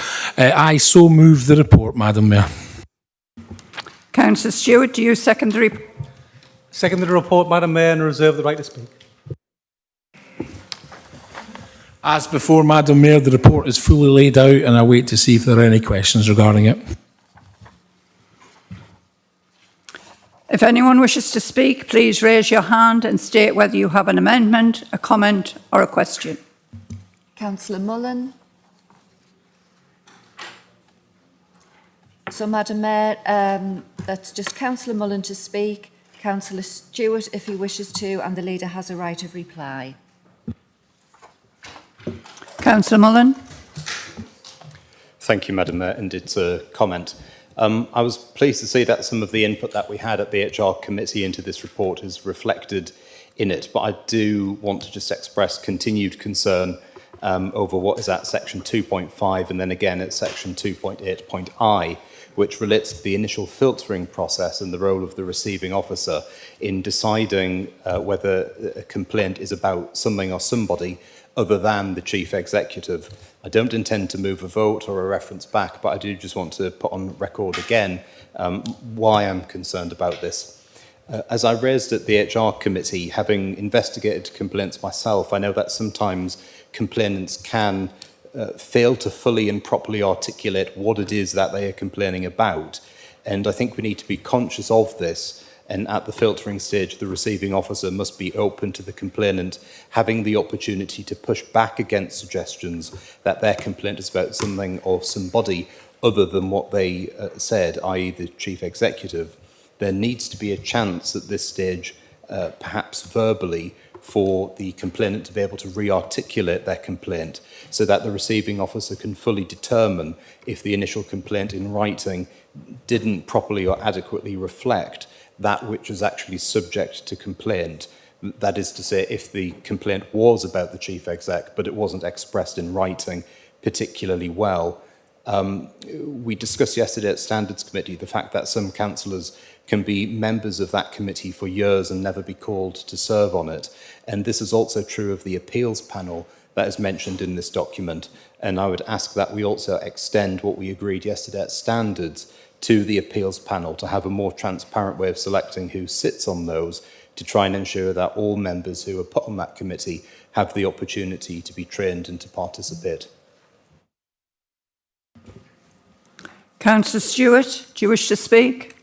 Fine, Madam Mayor. I think what's been mentioned was mentioned in the HR committee, and the HR committee was satisfied with the proposals that are here tonight. Thank you. Leader, do you wish to accept? Right to No, I mean, I thank Councillor Moran for his comments, but HR committee talked about this at length, and this is the framework that we agreed on. I am sure that if there are further issues that come ahead, it will be reviewed, Councillor Moran. Thank you, Madam Mayor. Do you accept the report of the Human Resources Committee? I now call upon Councillor Dodds to move the report and the supplementary report of the Standards Committee. Thank you, Madam Mayor. I move the report and supplementary report. Councillor Stewart, do you second the report?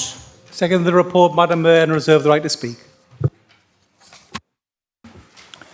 Councillor Dodds, would you like to speak to the report?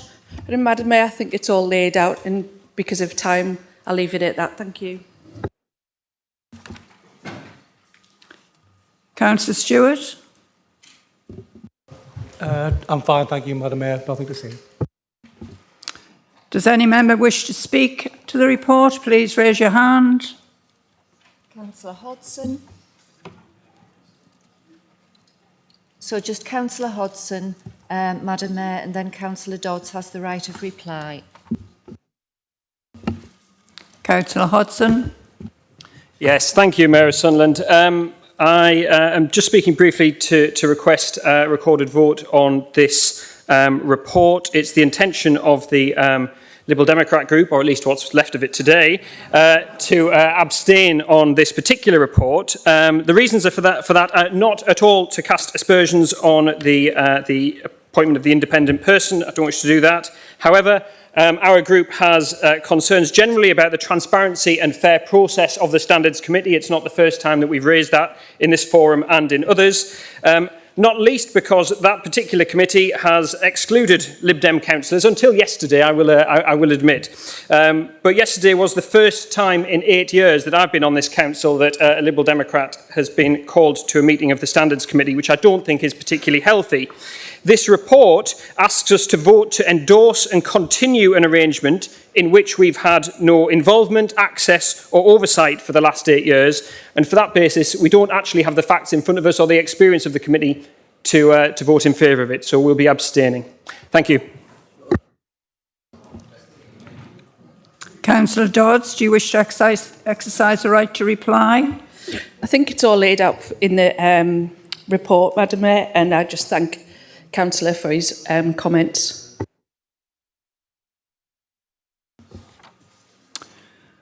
Do you accept the report of the Standards Committee? Are we going to a vote?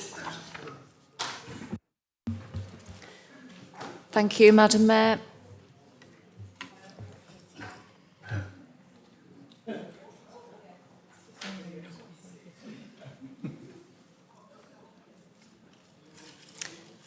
So the vote should be ready now, members. Or is it not? Should be ready now, members. Oh dear.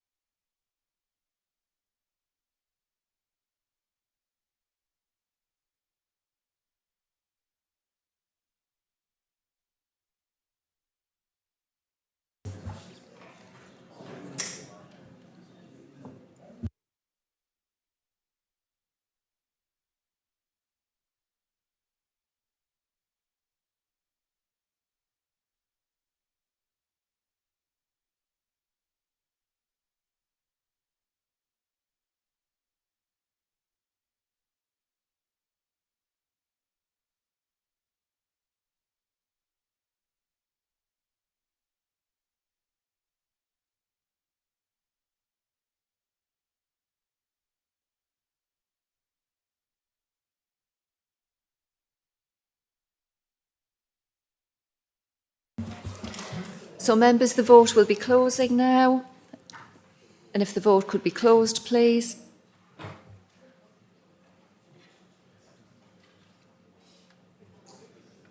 And there are 52 votes in favour, 11 abstentions and no votes against.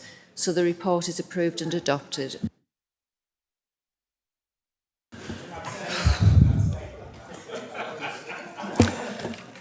I now call upon Councillor Foster to move the Audit and Governance Committee annual report. Thanks, Madam Mayor. I'll move the report, please. Councillor Truman, do you second the report? I second the report, Madam Mayor, and reserve the right to speak. Councillor Foster, would you like to speak to the report? I think the time of night it is, Madam Mayor, and it's all laid out. I think we'll leave it at that. Thank you.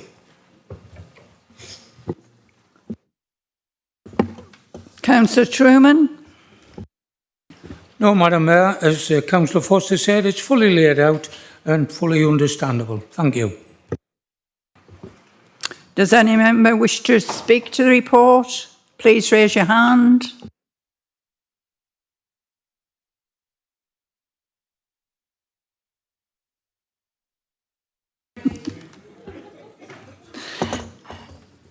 Where am I up to?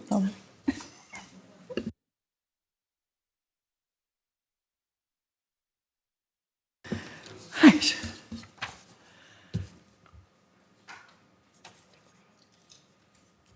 Agreed? Thank you. Right. Next is a report on action on petitions. Does any member wish to comment on the report? Councillor Reid, Councillor Bond.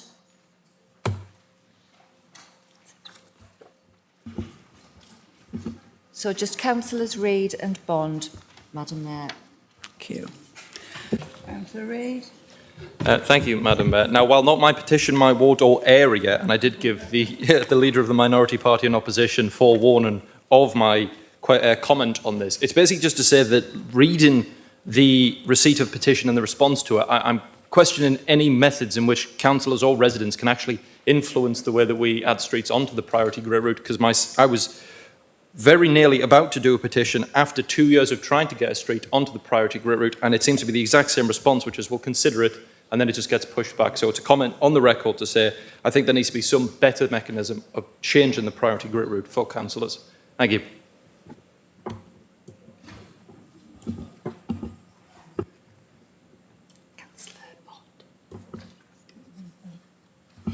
Councillor Bond. First, thank you, Mayor. It's the same thing, actually. You know, this doesn't say anything at all. We've been emailing about this subject as well since the winter. We were told the decision was going to be made in May. It says, the first line says, throughout the summer months. There's 6 days left of the summer months. You know, when are we going to hear? Oh, thank you. Can we accept the report? Thank you. The next item tonight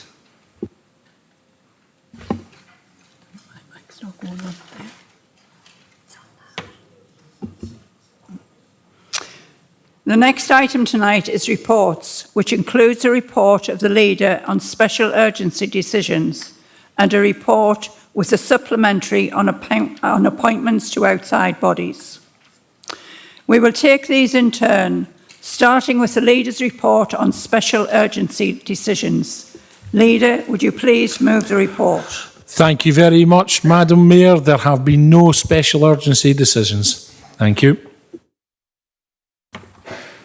Deputy Leader, do you second the report? I second the report, Madam Mayor. Does Council agree to receive the report? Next, we will deal with the report and a supplementary report on appointments to committees and outside bodies. Leader, would you please move the report? Thank you, Madam Mayor. I so move the report. Deputy Leader, do you second the report? I second the report, Madam Mayor. Leader, in relation to the supplementary report, could you provide the names of the outstanding nominations from the Labour group if you are able? Madam Mayor, if there are vacancies, the vacancies will be filled at the next full council in November. Can I confirm that the independent councillors wish to nominate Councillor Donaghy to the positions allocated to them? Thank you, Madam Mayor. Yes, that'll be fine. Thank you. Are the reports agreed?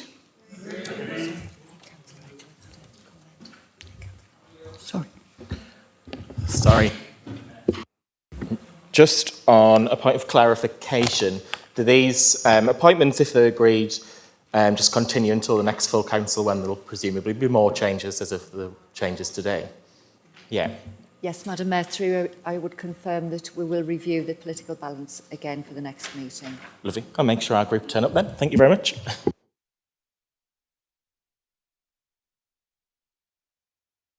Councillor Mullen? Thank you, Madam Mayor. I've resisted all meeting, but by a cruel twist of fate, I find myself thrust once again into majority party status. I congratulate Paul Edgeworth because it took me 3 years to get that status along with the defection. He managed 3 defections and that within 3 months. I suspect that the bat signal will be going up above Merseyside calling for the return of Niall Hodgson's leadership. I'm conscious I didn't answer a question from Councillor Edgeworth in January of this year when he said, are we majority opposition party yet? And the answer is no.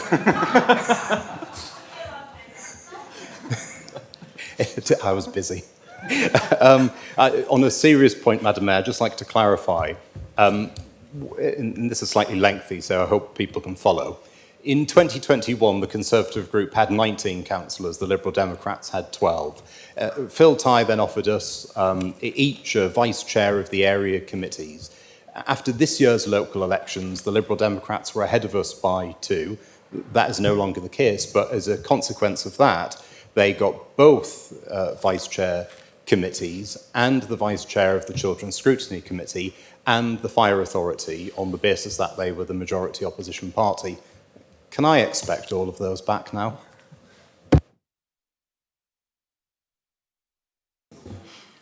Leader, do you wish to say anything to that? I could just say no, but since this is a matter of the Standards Committee, Councillor Mullen, as you well know, I'm not going to say anything.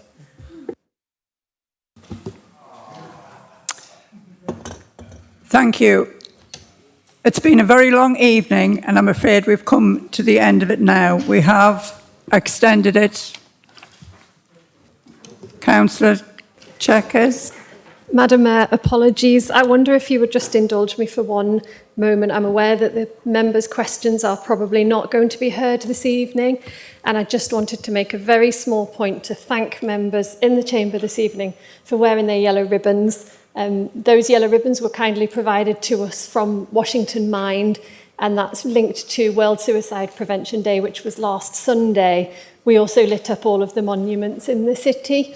I've got some pledge cards here that Washington Mind have given us, and they are very keen that any members that wish to make a pledge can send them to them and they will share them on our behalf. So I just wanted to thank all members for wearing their ribbons to show their support for suicide prevention. Apologies, I thought I'd brought 100 and there was one on every table, but I can't see any over that side. But for those of us that are wearing them, it is much appreciated, and your support for suicide prevention is much appreciated. Thank you for the indulgence, Madam Mayor.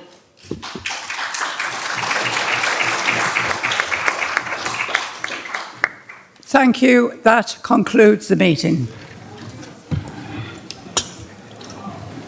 Well done, Dorothy.